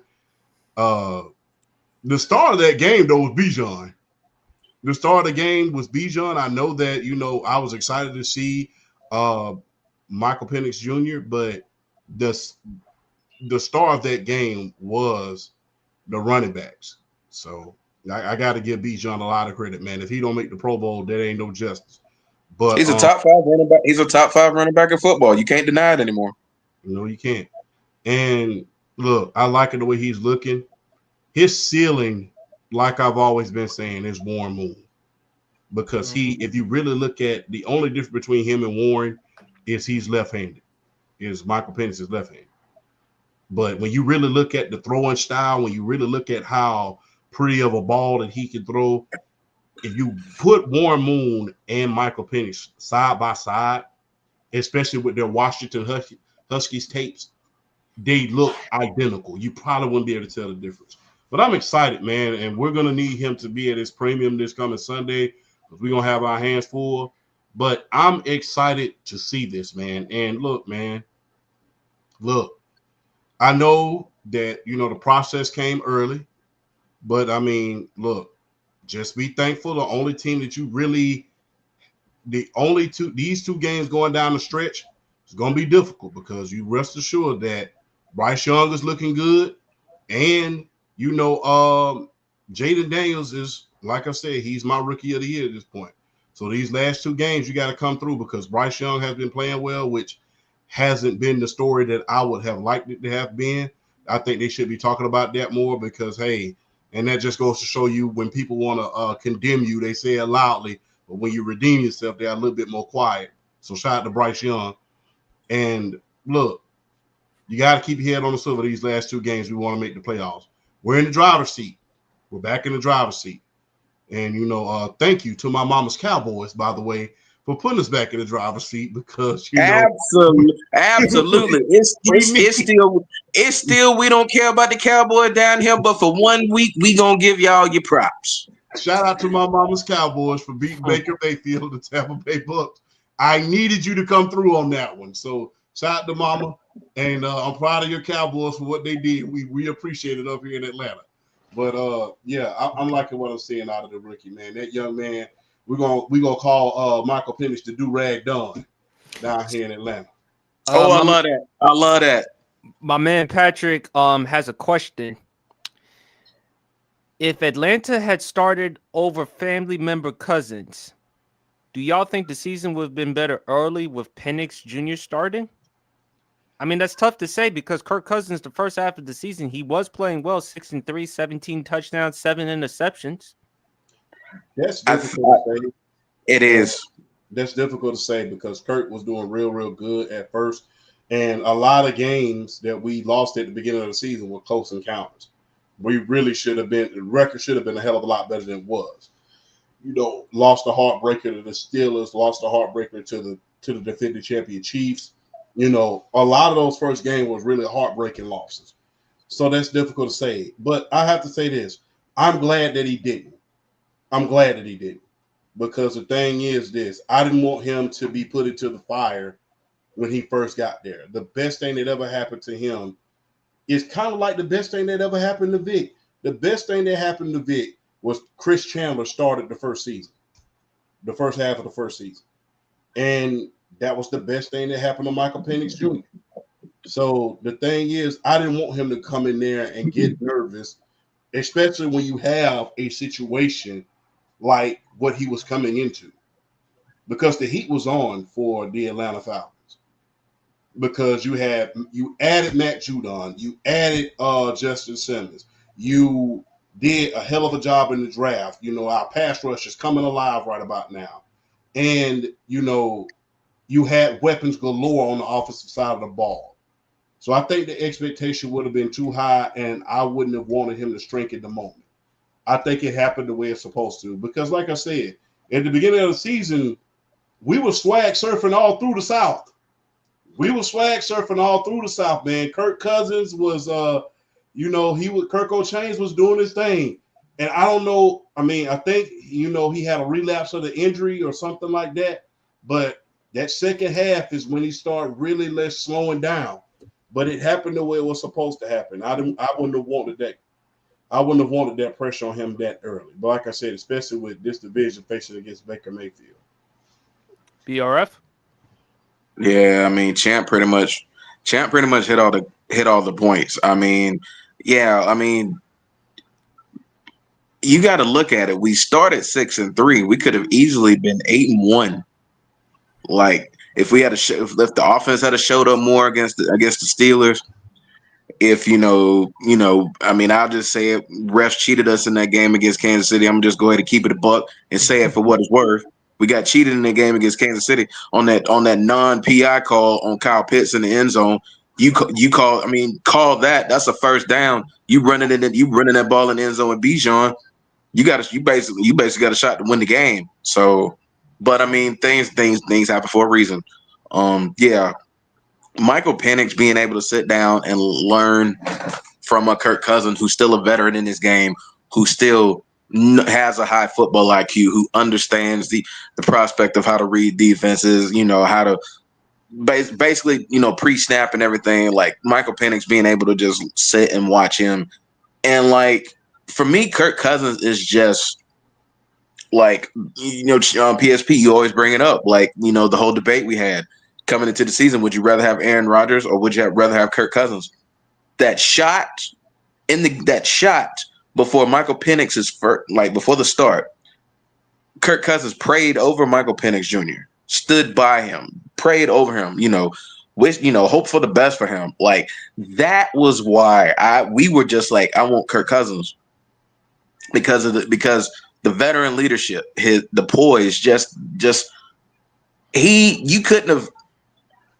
We as Falcons fans, even though he struggled and he lost the starting job, you couldn't have asked for a better teammate than a Kirk Cousins to be able to support Michael Penix the way he has throughout all of this, from them not telling him they were going to draft him, from him being shot up until this point now. Kirk Cousins, for me, is just a consummate professional and deserves a lot of praise for how he's handled this.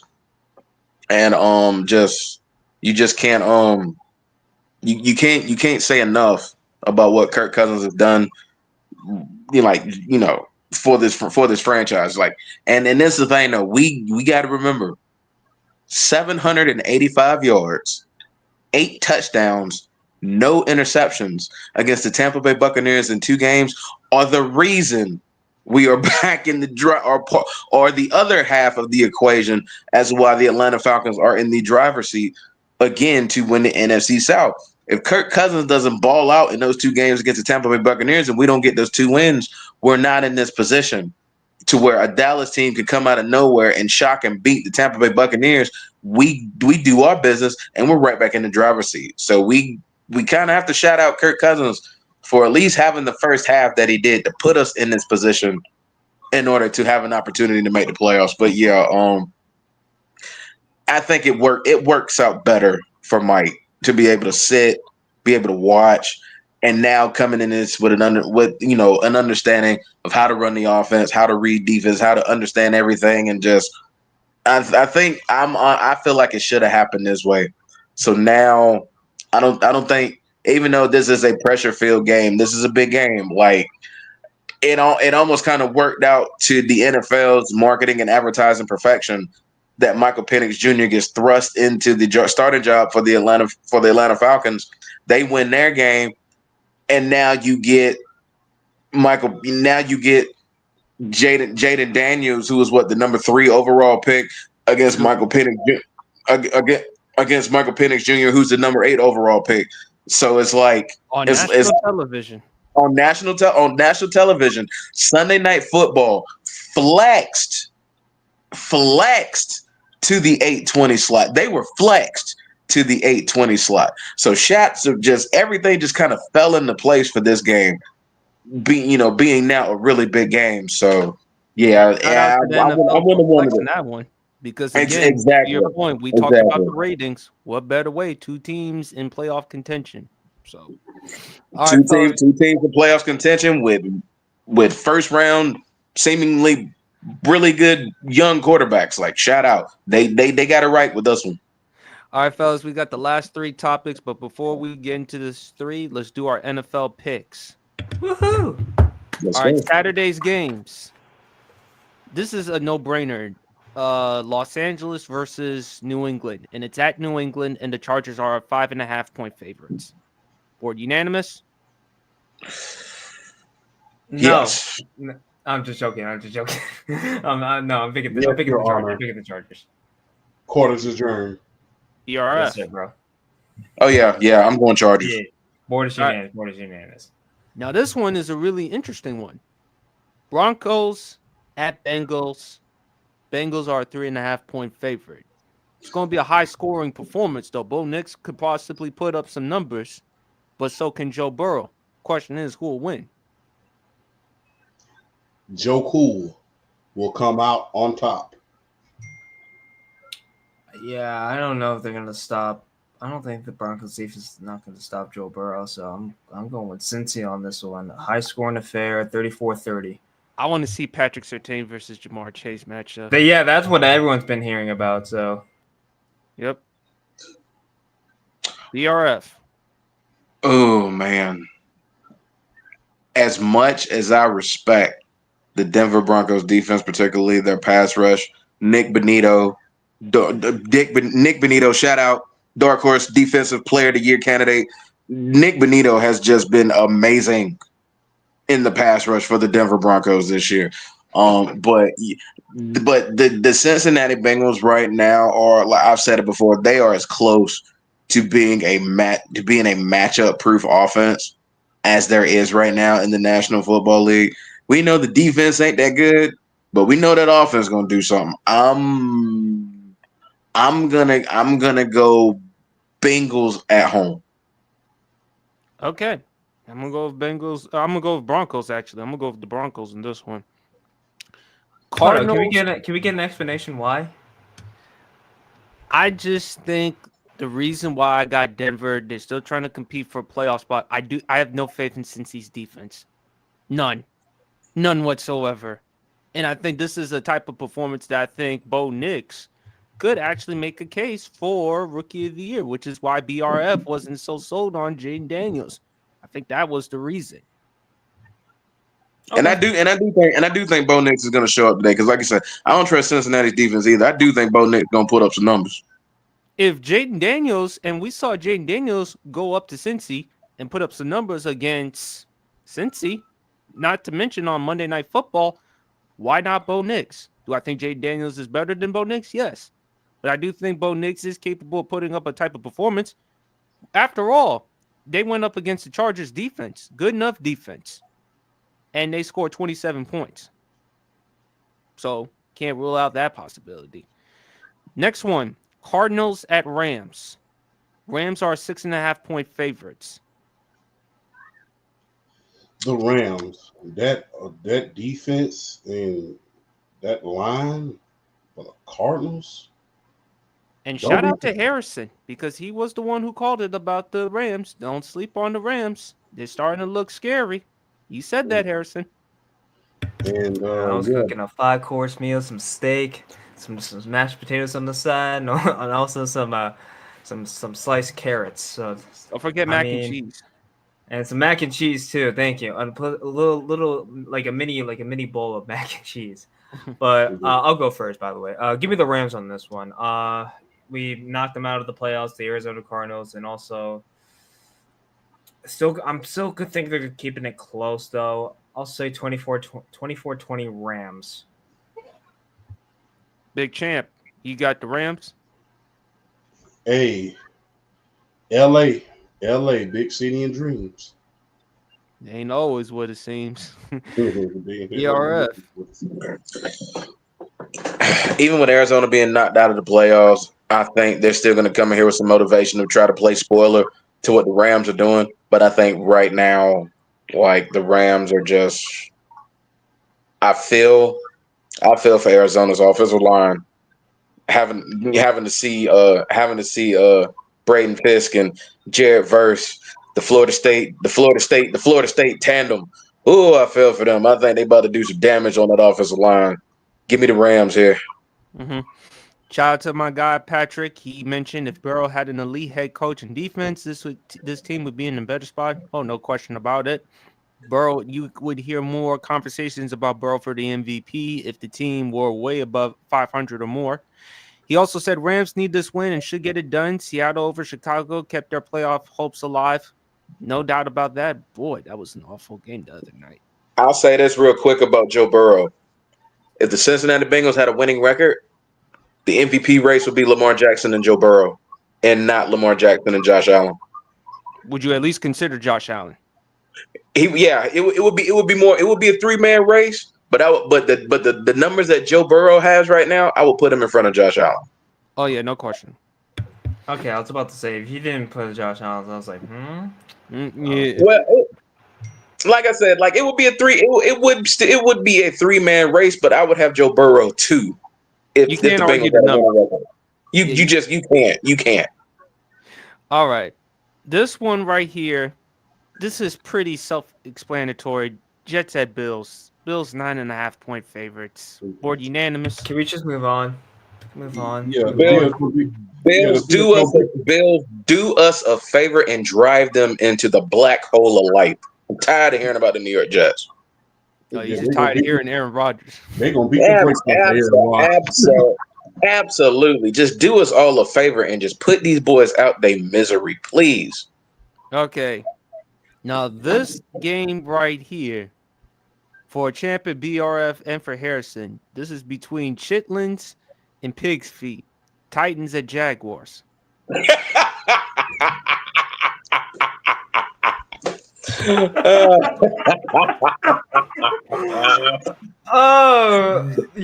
was one of the best analogies. That was one of the best analogies all year, like straight up. I mean, we can't say what that really means because it's PG for the kids, but we just gonna leave it at chitlins and pig feet. We just gonna leave it there. I mean, it could have got worse. We watching Kale right about now.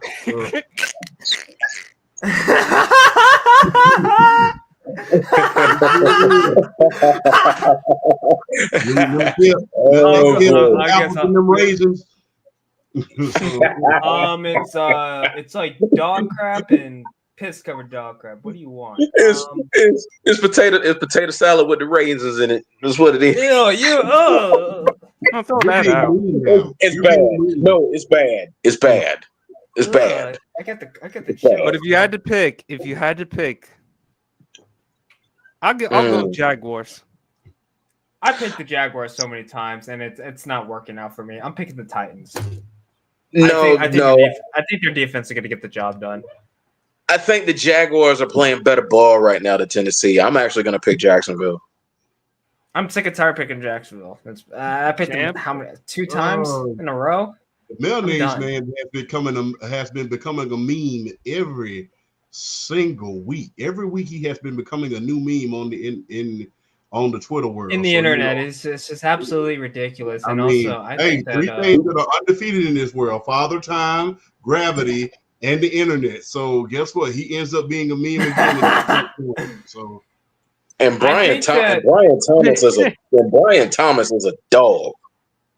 A DAWG. And also, by the way, I think this offseason, I think Tennessee's time. I think it's time to move on from Will Levis. I think to Pittsburgh or something like that because Will Levis ain't the quarterback. If you're looking at the higher, I think Tennessee has a top 5 pick. If I'm not mistaken. And BRF to think that people remember when we first got started we was first getting started on the top, to think people was knocking me and you because we kept telling them that Will Levis was not a first round pick, and people kept trying to tell us yes he is like bro. And then to top it off, when he got in, he had that game against us where he just lit us up, and then just people were jumping on the Will Levis bandwagon, and I'm just like, y'all, slow down, bro. I still don't think he's as good as what y'all trying to make him out to be. I never thought he was that good. I mean, you look at what he did at Kentucky, and it's like the only reason why people are talking about him being a first round pick is because he has the look of the prototypical NFL quarterback. He's not that good, and Lord behold, he's not that good. So. And Champ, you said about Anthony Richardson also.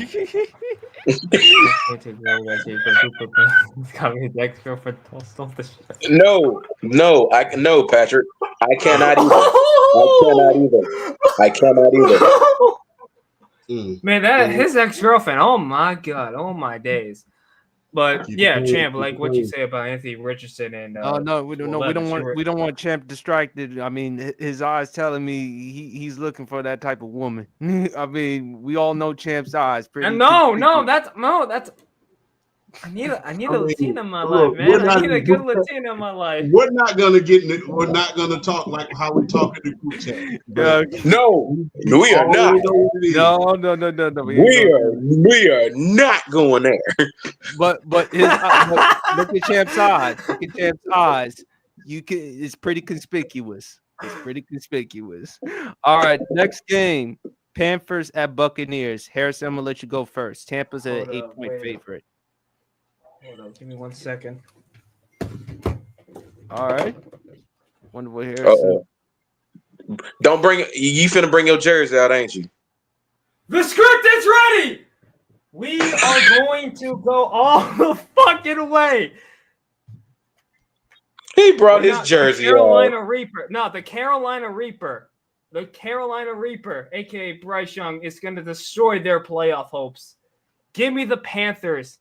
It's time. We've been kicking off. We destroyed Arizona's playoff hopes. We're also we fired their head coach. They cut Daniel Jones after the Germany game. I mean, do I have to keep going? I mean, give me the Panthers. Let's ruin their playoff hopes. And they're probably going to fire Todd Bowles pretty soon because he's not that good of a head coach and either way. So give me the Panthers on this one.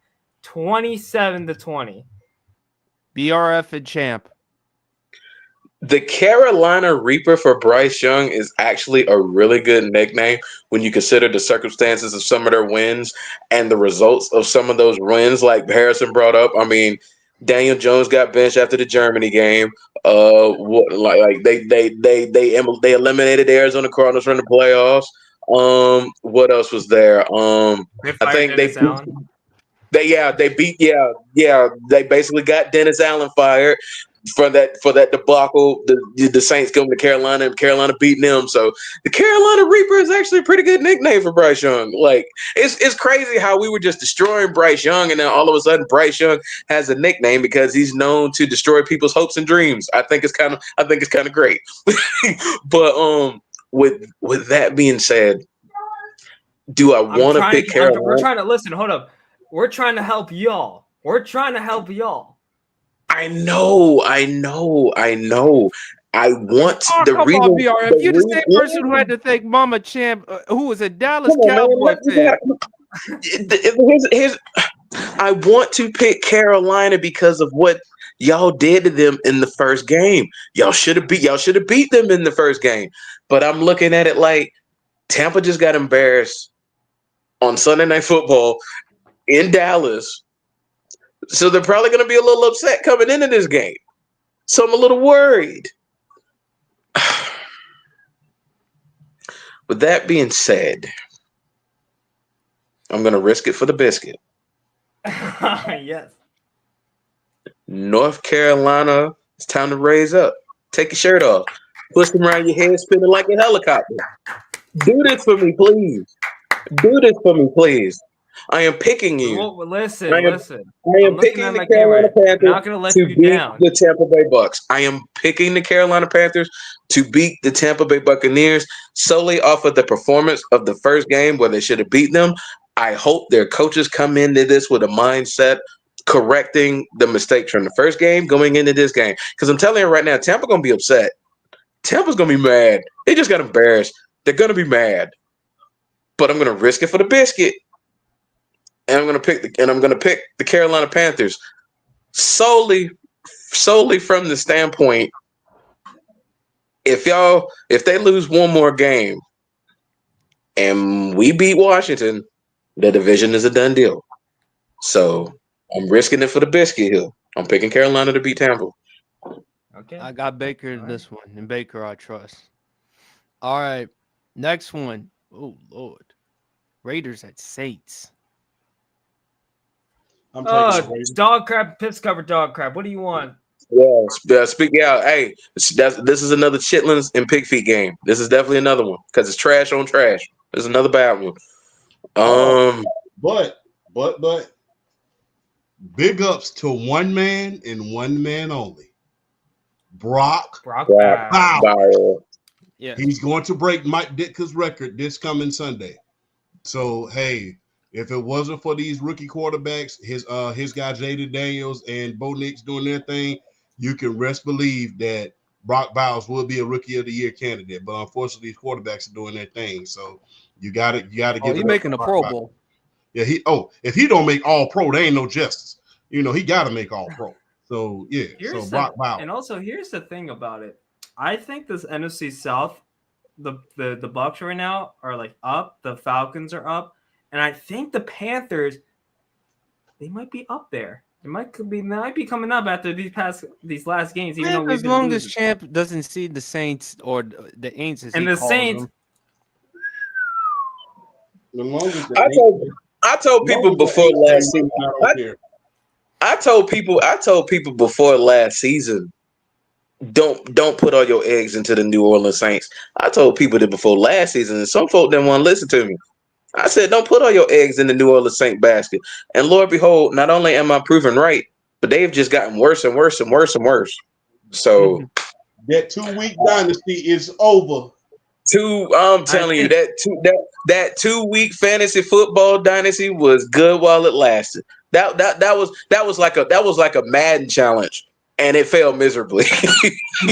challenge is crazy. All right, guys. Next I mean- one. Unfortunately, to Patrick's demise, Cowboys at Eagles. Eagles 7.5-point favorite. They're all Oh, yeah, I'm banged up. definitely. Yeah, but I'm still. Yeah, I guess. I'm picking the Cowboys. That's not a surprise, though. I just think they always split every single year. So like, I mean, this is got. I mean, no Jalen Hurts, and also there's no CeeDee Lamb done for the season. I mean, you flipping a coin. I mean, I think they're gonna split. So give me the Cowboys on this one. So like 28-27 or something. Nah, I'm picking. Shout out the Mama Champ, by the way. Shout out the Mama Champ. Shout out to Mama Champ, but I'm still picking. I'm still picking the Eagles. This could be that stuff. This could be that Saquon Barkley legacy game. If there was ever going to be another Saquon Barkley legacy game, you see the True. Cowboys. You see the Cowboys and that sorry run defense. And if you're going into it like you're going to play Kenny Pickett, this could be the Saquon Barkley show. And I mean like 200 yards on the ground, Saquon Barkley. Like he could get 2 bills this game. This is the game you just ride the Saquon Barkley train and you just let him take it home. I'm picking the Eagles. Champ.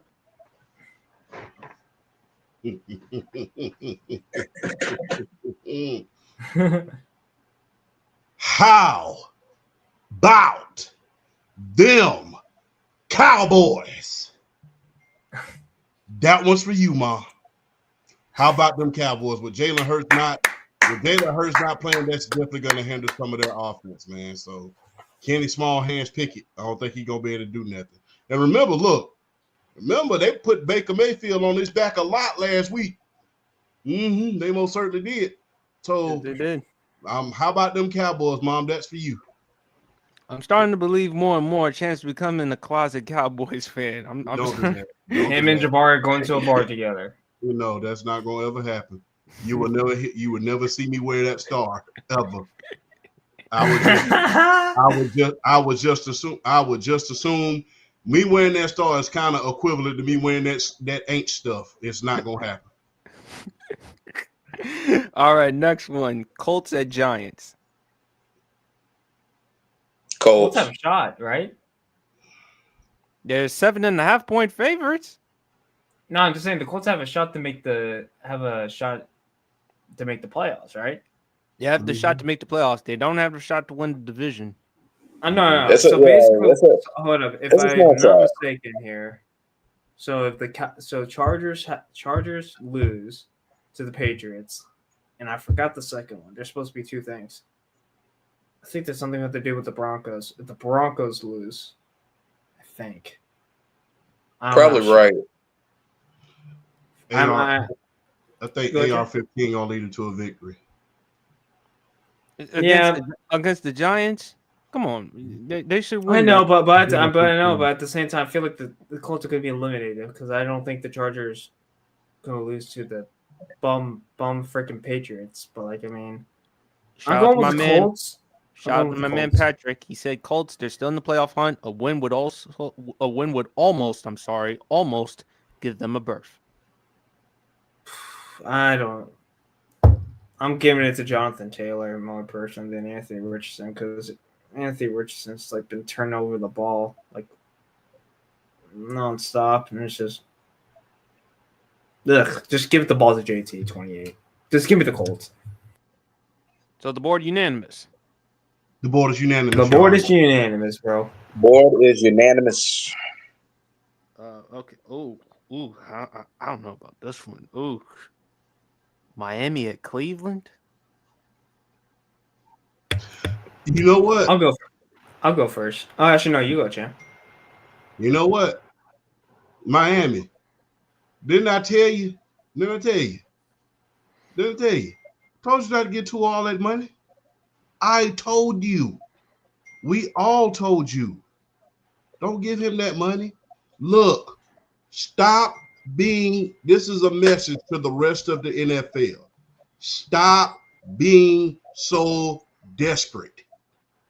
Every quarterback that can throw a rocket is not a franchise quarterback. I know Tua got hurt. There's questions about his durability. There's questions about everything right now. Y'all should not have given him all of that money.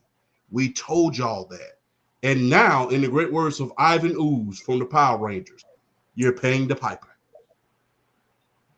Time to pay the piper.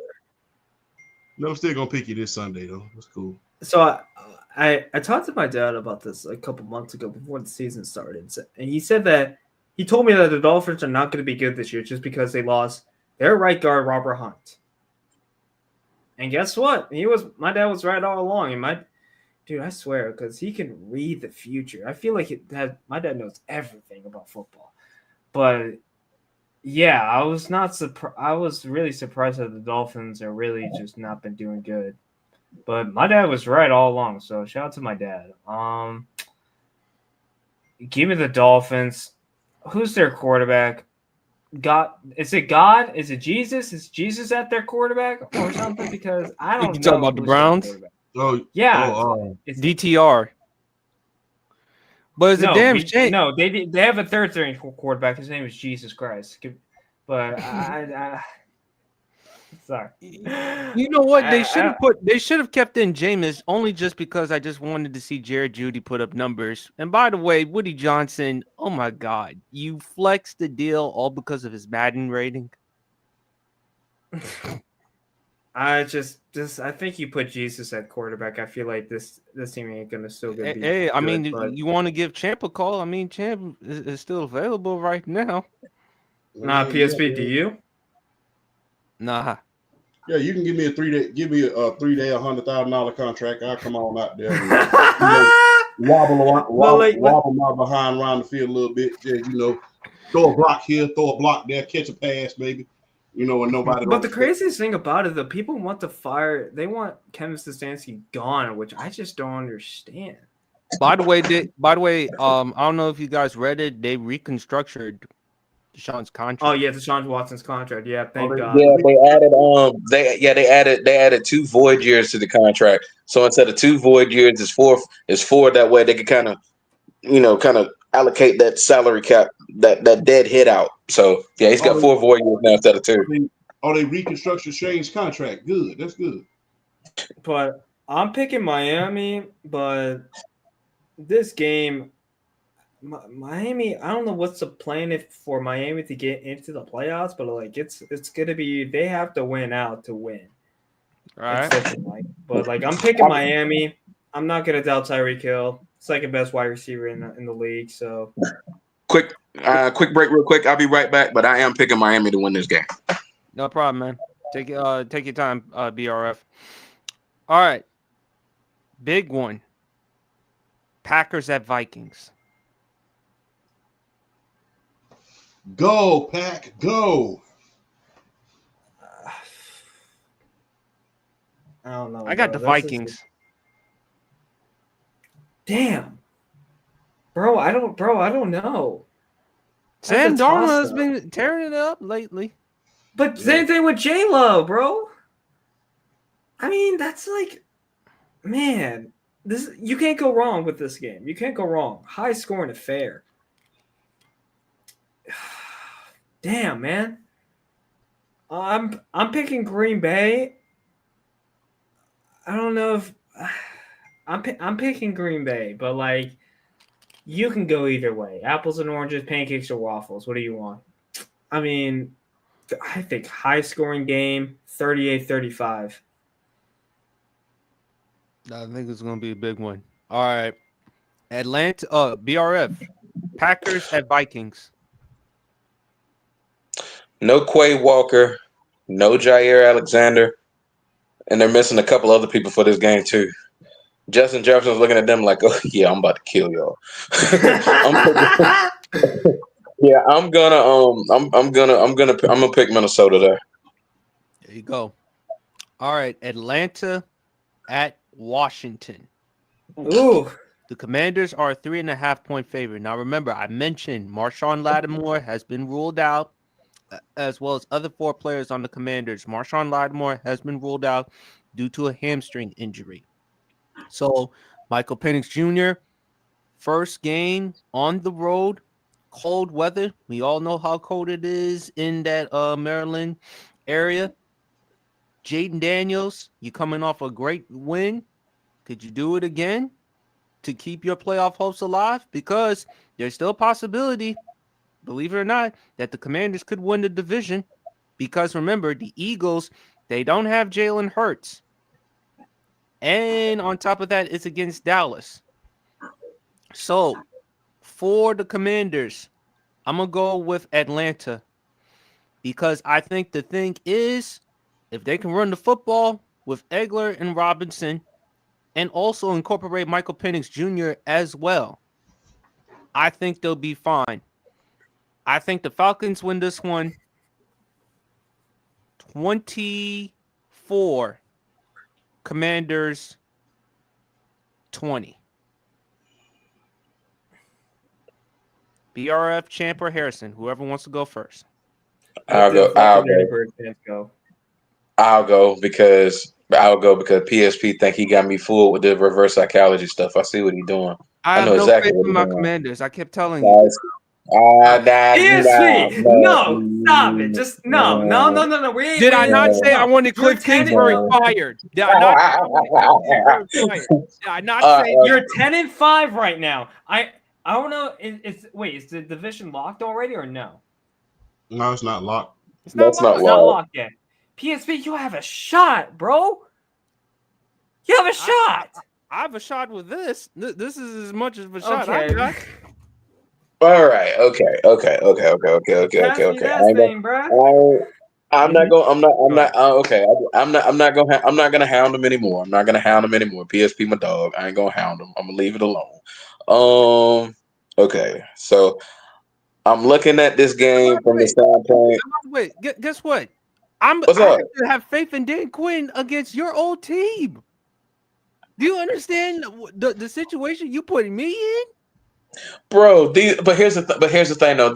These are really none of his players. So I mean, it ain't like there's really like no revenge here because it's like really none of his guys. So it's really not a lot of revenge here. So they know he used to coach, but they just coming in trying to win the game, honestly.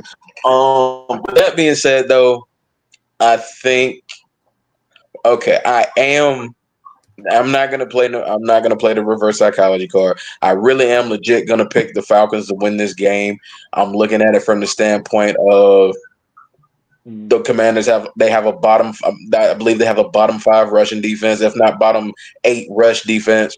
And then you're looking at Bijan Robinson, who's on like the run of his life right now, as far as like not only running the ball but catching the ball. And no Marshawn Lattimore. But then again, if I'm not mistaken, if you look at Drake London's history against Marshawn Lattimore, he tends to do work against Marshawn Lattimore. So I don't think it really matters one way or the other anyway. I think the Falcons are gonna. I think they may open up the playbook a little bit for Mike. Even with this being a big game, I think they might open the playbook up a little more for him. Like let him allow him to showcase that arm on deep balls more. I'm ready for that. I'm ready for that first connection with him and Darnell. I'm ready for that first big one because I feel like that first big one is going to open up the floodgate, and y'all might see something y'all haven't seen in a while. So I'm gonna go 31-20 Atlanta, because another thing I'm looking at with the Falcons is how much better the pass rush is. In particular, Arnold Ebiketie and Caden Ellis. You got to have a man on them two at all times, or they're going to just, even with a guy like Jaden Daniels, it's mainly just can they stay disciplined in their rush lanes and not allow him to break loose and get yards with his legs. But I am really enjoying what I'm seeing from the Falcons pass rush. and I'm ready for that AJ Terrell Terry McLaurin matchup because AJ Terrell has like kind of silently, sneakily snuck back into top 10 cornerback in the league talks with the year he's had this year. He's like as far as like just not being targeted that much and just AJ Terrell has silently gotten back in the top 10 cornerback talk. So I'm a legit go Falcons here just because I think it's gonna be a run and defense kind of game, but I do think they're gonna open up the playbook a little more for Mike. I'm gonna go 31. I'm gonna go 31-20 Falcons here. It might be a shock with the point difference, but I think they got a new energy with Mike, and I like what I saw from the Giants game, and I think they keep it going. And plus, if they beat Washington, they sweep the NFC East. So I'm definitely hoping for it. For Evan Atlanta champ. Just do that dirty bird. Just do that dirty bird. This what we gonna do, man. We gonna do that dirty bird all in Washington, and then we're gonna go to Club Rose after that. Harrison.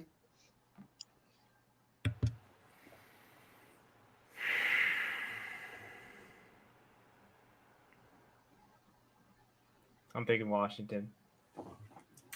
Wow. I'm picking Washington. That's fair. I'm sorry. That's fair. I'm sorry. That's fair. That is very, very fair. I think that I just don't know if you. I don't know if you're guys gonna sub JD5 though. That's the thing about it. I think I know exactly what to do with my helmet if I see an embarrassing performance. You're probably gonna break it, or you're probably just gonna throw it off the deck.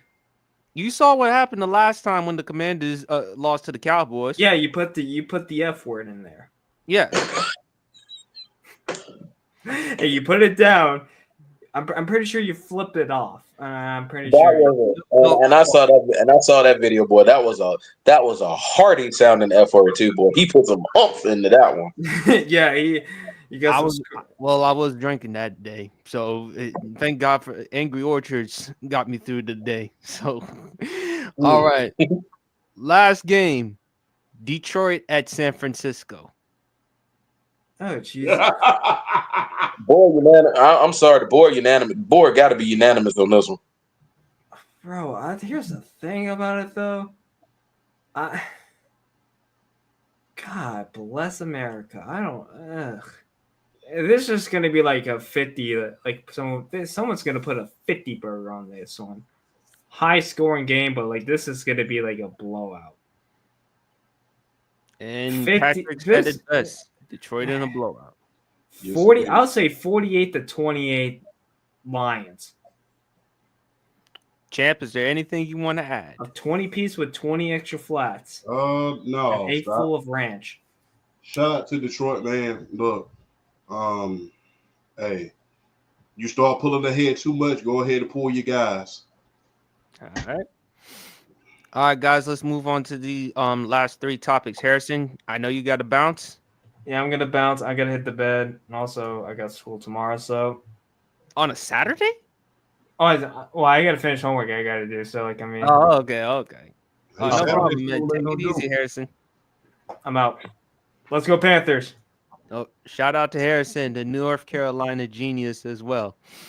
But fellas, let's talk about HBCU real quick. Deshaun Jackson going to Delaware State, coaching. By the way, if Delaware State to Philadelphia, because everyone knows where he spent the rest of his career, the majority of his career, the Philadelphia Eagles, not that far, about like what, an hour and a half. So I'm happy for Deshaun Jackson. HBCUs, hey, they're doing their thing. They're getting prominent figures. I mean, last week we discussed Michael Vick. They got Deion Sanders from Jackson State before he went to Colorado. So this is big for HBCUs. They're putting it on the map, and I feel like this is great, man. So BRF champ, whoever wants to go first, what were your thoughts? I'll take this one first. Shoot it, bro. I love it. To see these HBCUs hire these figureheads in order to bring some of these recruits back to the HBCUs, it's something special. And look, I'm not saying this in a bad way, but people, please stop saying that every HBCU is looking for the prime effect, because that just goes to show me that you don't watch HBCU football. Because Bubba McDowell, who was an All-Pro with the Houston Oilers, he's a head coach at Prairie View right about now, Prairie A&M right about now. Terrence Mathis, as you know, BRF, he's the head coach right now for one of the most historically black colleges in the South right now, in Morehouse College. Morehouse College. Terrence Mathis, who was an all-time great at Atlanta, he's a head football coach. They're not looking for the prime effect with him. And I don't think people understand this. Eddie George just won Coach of the Year with Tennessee State. Exactly. So stop saying that HBCUs are looking for the prime effect, because there's so many former NFL players that are coaching at HBCUs. If that was the case, then Morehouse would have been getting more exposure right about now. Prairie View A&M would be getting more. When Hugh Jackson, former NFL coach, when he took over at Grambling State, they would have been receiving more notoriety. If they was looking for the prime effect, Tennessee State would be getting more notoriety. And Eddie George just won Coach of the Year. That was literally buried in the headlines. I literally had to go find it when I talked about it on TikTok. So stop. I'm gonna be honest with you. I didn't even know he was a head coach. Yes, that's exactly my point. So when people still, please stop saying that these HBCUs are looking for the prime effect, because there's so many former NFL players and former NFL coaches that are coaching right now at these HBCUs, but yet because they're not on television like a Dion was before he went to Jackson State, like a Deshaun Jackson was before he goes to Delaware, and like a Michael Vick before he went to Norfolk. You got to think about it. Those three guys, Dion, Mike Vick, and Deshaun Jackson, they were on TV a lot. People forget Deion Sanders. He used to be on NFL Game Day. Mike Vick used to work on Fox Sports. Deshaun Jackson also had his own podcast and stuff. Yes. But so, go ahead, champ. So every coach that we hire from the NFL, the HBCUs, are not looking for the prime effect. Like I said, Terrence Mathis is not. He's not prime. He just got the head coaching job up there at Morehouse. Eddie George, like BRF said, a lot of people didn't even know that he was coaching until he won Coach of the Year. Everybody's not looking for the prime effect. A lot of these HBCUs just want to win football games. And they're looking for these figureheads that were former NFL players to show these young men, hey, you can still come to an HBCU and make the NFL, because 10% of the Hall of Fame, like I said last week, came from HBCUs, including two of the greatest players of all time, that being in Walter Payton and Jerry Rice. Not to mention Deacon Jones. Michael Strahan. Just to name a few. A lot of those players that we grew up adoring came from HBCUs. So please stop saying that. And also Shannon Sharp. Yes, it came from HBCU. So please stop saying that every HBCU is looking for the prime effect, because they're not. There's plenty of former NFL players that are coaching right now and have been doing it for years. People don't realize Eddie George had been coaching Tennessee State for the last 5 years. True. And not only that, champ, where did he spend the majority of his career? Ohio State. Yeah.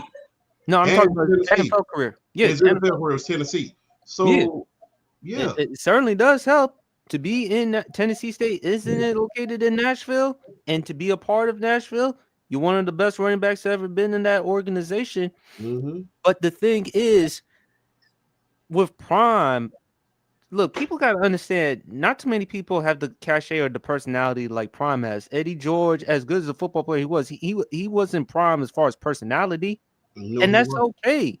But the thing is, you're getting prominent football players to come to HBCUs and to mentor and guide these young men, not only on the field, but also off the football field as well, which is another great thing.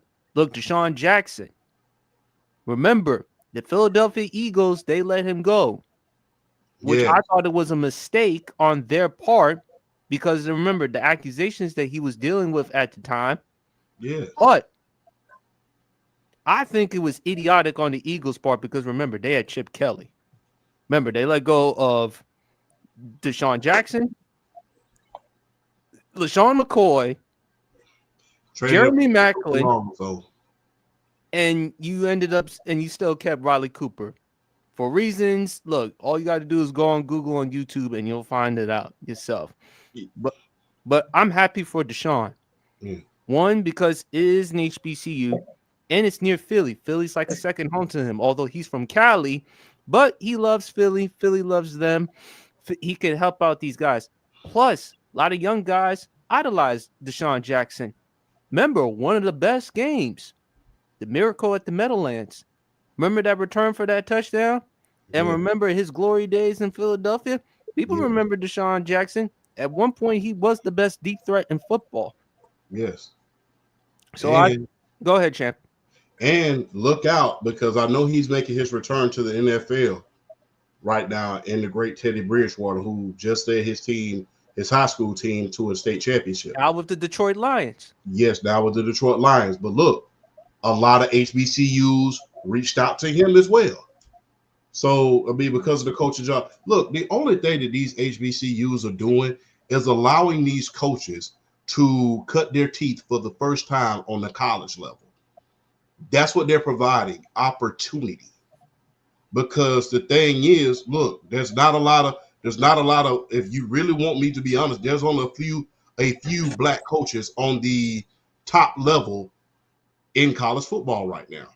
And what these HBCUs are doing is allowing these players to cut their teeth for the first time at coaching, and they're doing pretty well. Prime did well. Eddie George did well. Terrence Mathis, he's trying to turn the team around up there in Morehouse. So, hey, every team is not looking for that prime effect. There's only one prime, and there'll never be another one. But the thing is, you got to realize what they're doing by bringing these NFL players there is to say, look, he has NFL connections. He can show you how to make it there. And like I said, there's been plenty of players that made it from HBCUs. Hey, you had two guys that came down here out of Fort Valley, down there in Americas in Fort Valley, by the name of Greg Lloyd and Tyrone Poole. They came from Fort Valley State University. And both of them made the Pro Bowl. And if you know Greg Lloyd, if you're a Steelers fan, he's a 5-time All-Pro.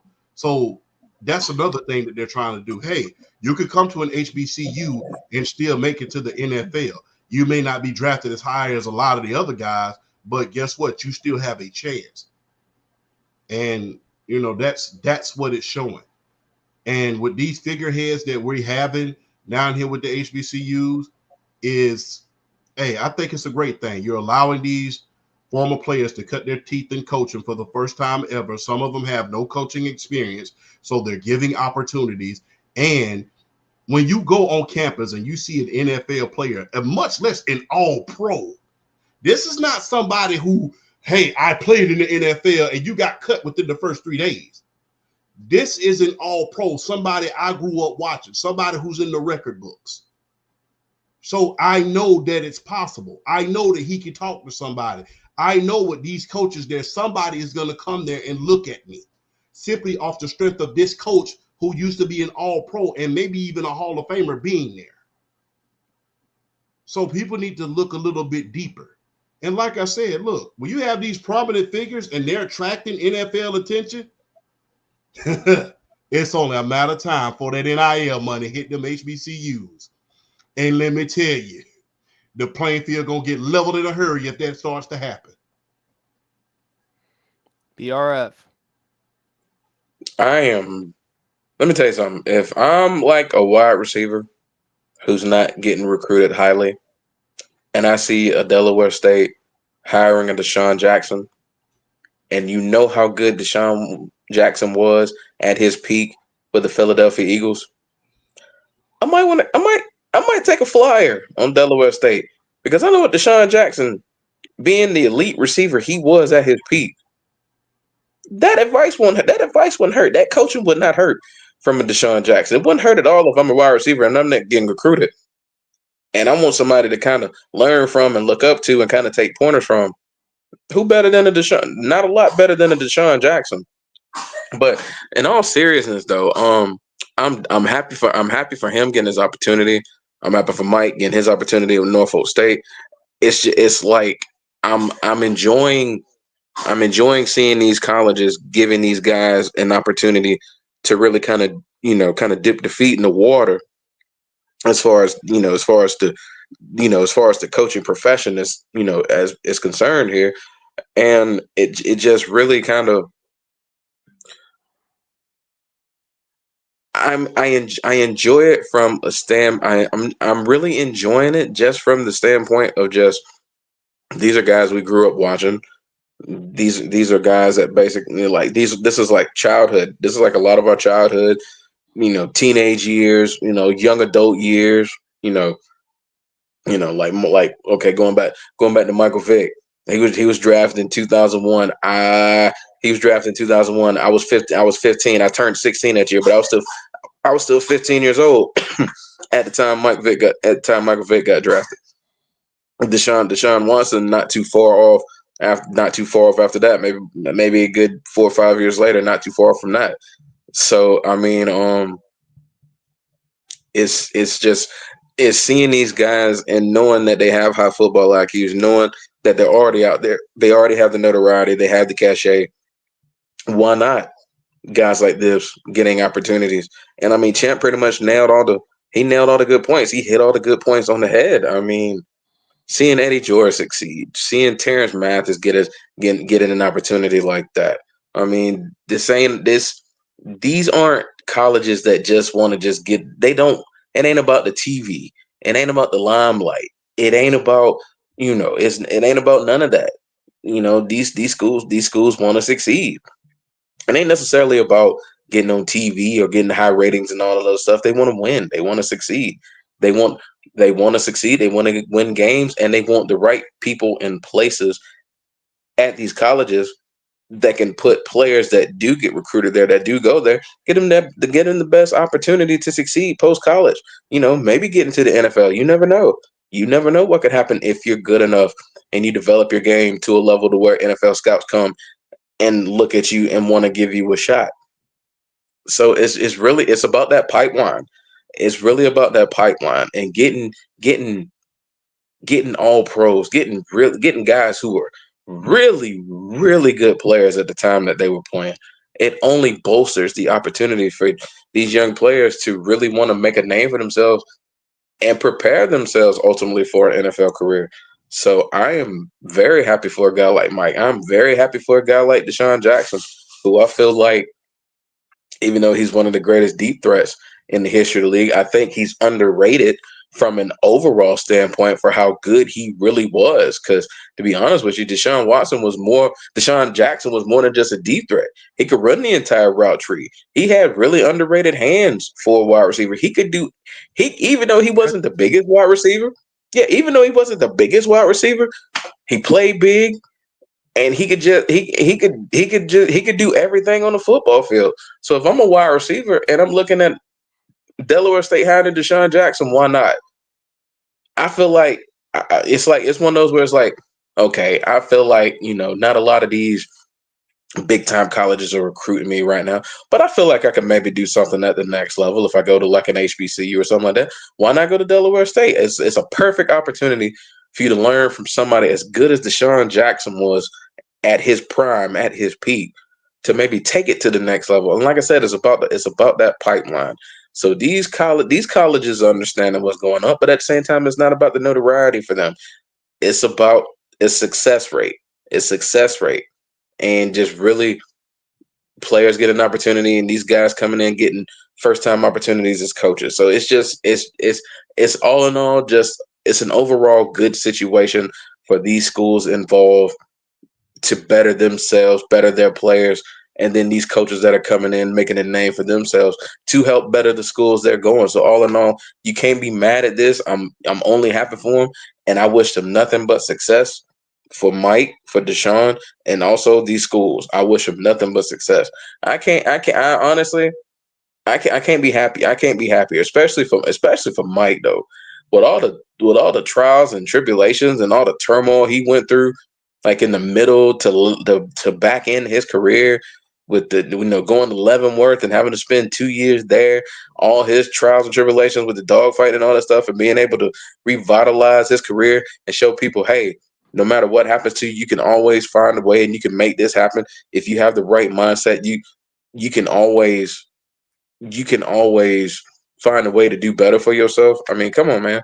It's inspiring too. So shout out to Michael Vick at Norfolk State and shout out to Deshaun Jackson at Delaware State. I wish them nothing but the best and I hope they succeed because I tell you, I think they're going to do good at their jobs, but ultimately at the end of the day, I'm happy for them getting these opportunities and maybe one day turn it into possible NFL coaching jobs. But right now, we ain't looking at that. We're just happy that they're getting the opportunity. All right, folks, let's do last two topics. We gotta make it real short and quick. Favorite Big Show moment. I'm gonna go first. Him and the late great Eddie Guerrero, God rest his soul, burritos. Remember when Big Show ate some of them burritos? And then he had a match against Orlando Jordan, but couldn't finish the rest of the match, had to leave, and of course had to spend the rest of the night on the toilet because of them burritos. Apparently, there was some type of laxative or something. So that was one of my other favorite Big Show moments. But him and Kane back then when they were the tag team champions, that was actually something special. Big Show, man, 7 feet tall. Probably the other one when he broke the Jumbotron. Remember when he broke the Jumbotron at one point, guys? Yes, indeed. Yes. So Big Show, I love Big Show. Very underrated wrestler. Definitely a heck of a heel. Very ferocious. I mean, some matches he had with Kurt Angle, Brock Lesnar. I mean, he talked about how John Cena's like the strongest guy he's ever worked with. So, Big Show, man, I got to give him. But him and Eddie Guerrero, the burrito part, that was hysterical to me. Champ. Hey, I got to go with his debut in WCW, his debut match. Remember what they billed him as. Remember how they billed him, because back then they was calling him the Giant. Remember, they built him as the son of Andre the Giant, and he was a member of the Dungeon of Doom with Kevin Sullivan. And remember, his first match in WCW, he beat the Golden Goose. He beat Hulk Hogan, double choke slam, and beat him in his first. That's how much faith they had in him in that company. When you talk about WCW, they had so much faith in him. They handed him the strap. His first match on a pay-per-view against Hulk Hogan. And, Hulk Hogan had to have something to do with that as well because, he did have creative control. So, I mean, that had to be a great moment. That was a great, spectacular moment. For you to debut, be built as the son of Andre the Giant, and also be a part of the Dungeon of Doom and beat the biggest star in wrestling history, Hulk Hogan on WCW on the pay-per-view. That is good. Another one real quick. I have to say his debut in the WWE during the St. Valentine's Day Massacre in 1999. Stone Cold Steve Austin versus Mr. McMahon. Yes. Because the thing is, real quick, I did not expect that. I still thought, because just a week or two earlier, he was on Monday Night Raw facing Kevin Nash. And it was him versus Kevin Nash to find out who was going to be the true giant of the NWO. So, I mean, just 2 weeks before that match, and to see, the Big Show Paul White on the St. Valentine's Day Massacre was nothing short of spectacular, especially seeing him come up through the ring and then choke slam Stone Cold through the steel cage. That was a good one, man. So those two debuts were my favorite Big Show moments, man. Shout out to the great Big Show, man. Mr. Paul White, man, you've been an integral part of my childhood and my adulthood. So I appreciate you, brother. BRF. Outside of his however many face and heel turns he had in his entire career. He's definitely an underrated performer. Um, the comedy bits always. You never thought a guy like him would have the comedy bits in him, but he was like extremely hilarious. But honestly though, my favorite Big Show moment, if like I think if you ever want to talk about prime Big Show, go back to this moment. It was a SmackDown, and he had been gone with an injury for a few months. And if I'm not mistaken, I think the Royal Rumble was coming up, and he made his return, and he basically destroyed the entire roster, like piece by piece. John Cena got it, Eddie Guerrero got it. Uh, Good Lord, JBL got it, Kurt Angle got it.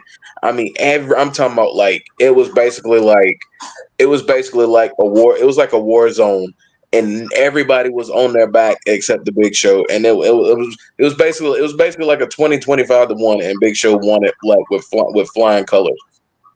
And it was like just crazy because I really thought they were about to like, okay, you bringing Big Show back and you basically just have him run through the entire SmackDown roster. I thought they were about to just like I don't know. I thought they were about to just go crazy pushing this dude. But I think after that, shortly after this, was the whole thing with Kurt Angle and the tranquilizer and the cutting of the hair, and it was just like, oh, okay, never mind. I thought y'all were gonna do something with him, and just yeah, no, just not at all. So kind of killed my hopes there. But for me, my favorite Big Show moment was that SmackDown return from injury, where he just basically ran through the entire roster. It was one of the coolest things I've ever seen anybody do because it's just like, how do you let this man just pull a 25-to-1 like this? Like just it was like one of the coolest things I've ever seen. So definitely that SmackDown return for me it's probably my all time favorite Big Show moment.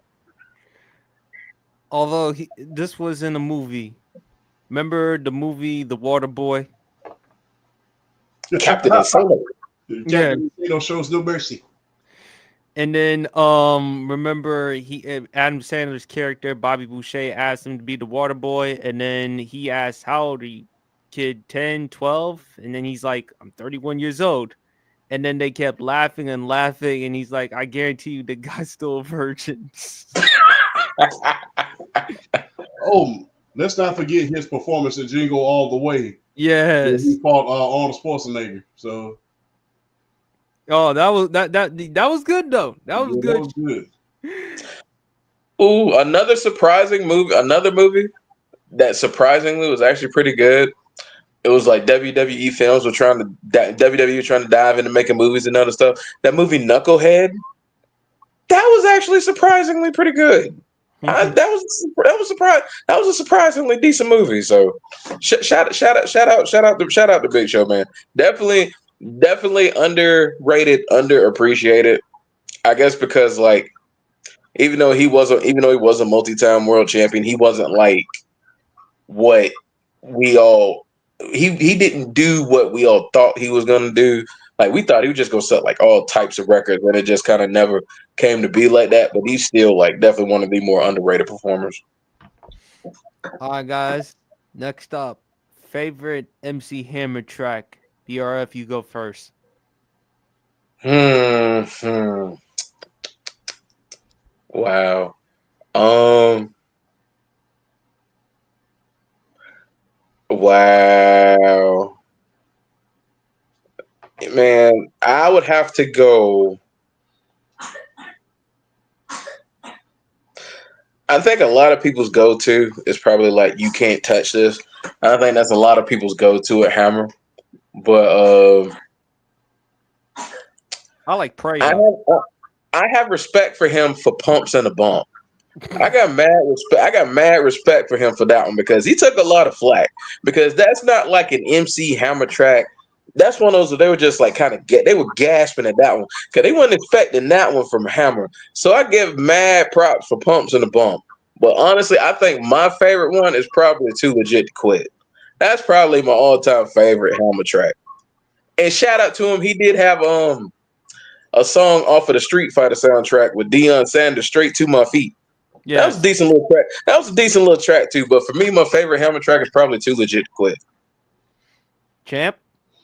Oh man. Oh man. Love MC Hammer, man. Pump It Up was good. The way the hype man was in the back hyping him up the whole time, that one was good. What I loved about Hammer, man, I'm gonna take a page out your book, PSP, man, and he was not afraid to acknowledge God in any of his songs, man. And that's why I love Pray. And look, people talk about Pray. Do Not Pass Me By was a great one. Do Not Pass Me By was a great one, man. And that just shows you the humility of the great MC Hammer, man. Look, people can say all they want to about MC Hammer, man, how, the whole $50 million, the whole thing about him, he lost $50 million. You know how the sensationalism goes. But one thing I will commend MC Hammer on, man, this dude literally came up and went back and got his entire community. And if you remember what Oakland was back in the 80s and 90s, look it up. It was not a pretty place.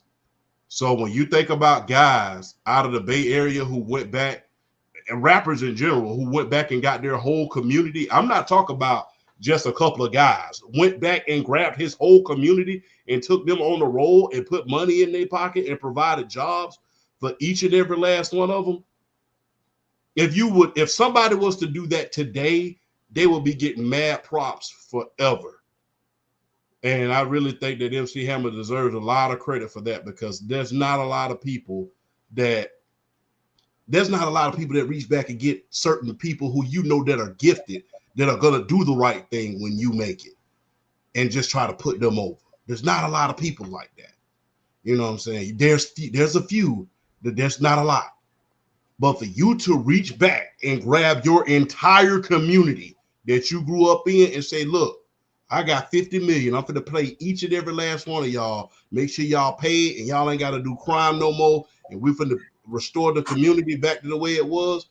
That was MC Hammer. So if I could think of anything great that he did outside of any song, that was that, man. And big ups to the great MC Hammer, man. So I got to give you your props on that, man, for going back, reaching back, and getting your whole community and giving them a chance to live and give them a chance to put money in their pocket while you were arguably, well, not even arguably, you were the biggest act in rap at one time. 15 million albums.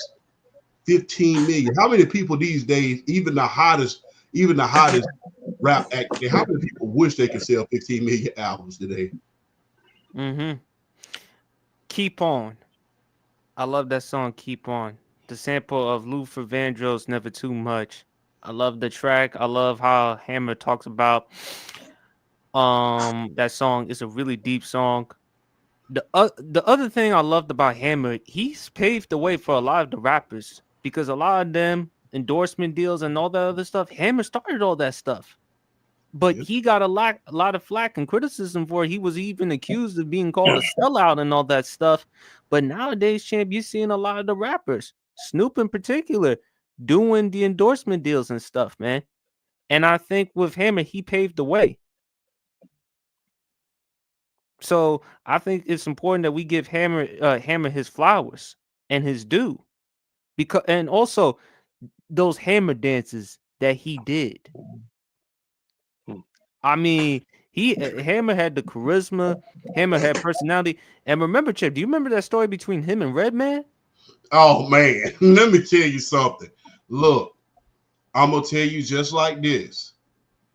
Be careful. I'm not gonna go into any stories. You got to look into it yourself, because Outkast said the same thing about MC Hammer. Now, go back and look it up on MTV Cribs.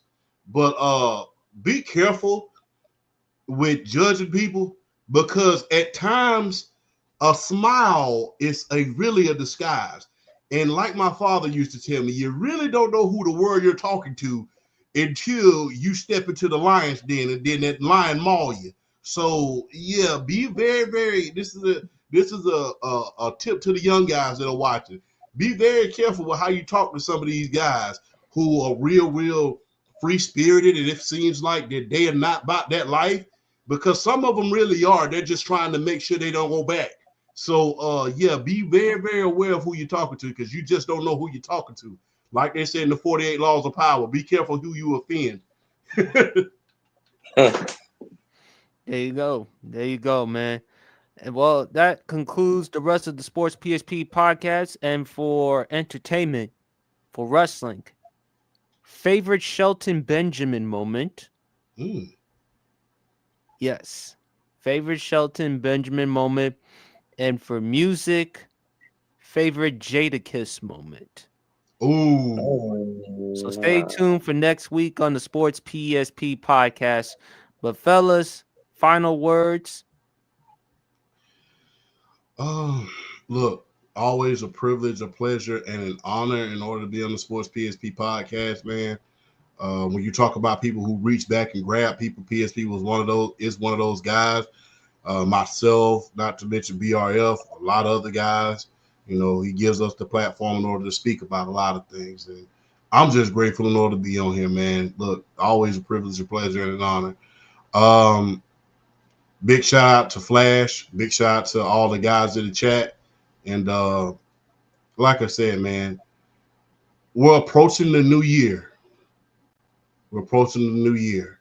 So leave all the strife, all the judgment, all of the hate in your heart and in your mind. Leave all that behind. It's time to move on. If you have any of that, let's just move on, and let's start the year off very, very prosperous. This year is your year. Whoever's watching, this year is your year. Don't mess it up on a technicality. BRF. Hey, only thing I'll say is kind of coming into this new year, just kind of, if you do want to make changes in your life, be true about it. You know what I'm saying? Be true to it. Don't just, if you're gonna do it, don't just talk about it, be about it. So just kind of, it's one of those things where it's almost like a restart. And I think everybody we kind of get to that point. We all kind of deserve that. So I mean, it's like a new year. Even though we always say the new year, new me stuff, man. It ain't even it ain't even about that. At the end of the day, just going with the new year with a game plan and stick to it. And wish everybody nothing but the best going into this.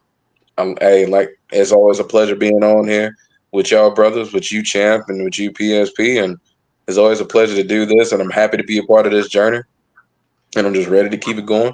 And it's like I always like to say, a topic not thought about is a topic not talked about. And we're gonna keep it pushing. Shout out to everybody out there. Appreciate all the love and support. Absolutely. And y'all know where to follow Champ and BRF. Please go stay tuned for the Champ's podcast tomorrow night, Saturday, 9 p.m. Eastern Standard Time. I know he's got a lot of stuff to talk about regarding college football, NFL, and so much more. Please go like and subscribe to his content, man. Hell of a job with the podcast. And Sports PSP. Make sure you like and subscribe to the YouTube channel, as well as IG Sports PSP, as well as TikTok Sports PSP3. Over 48,000 subscribers. We're almost at 50, and we're gonna continue to keep pushing. Check out for some more content. I already did the favorite Trish Stratus video. Please go check that out. I'm gonna do some clips later on around the weekend. But fellas, y'all stay safe. Enjoy the rest of y'all weekend. Hope everyone is enjoying the rest of y'all weekend. Be safe. Happy New Year's. Start off the new year right. Be easy. God bless and peace.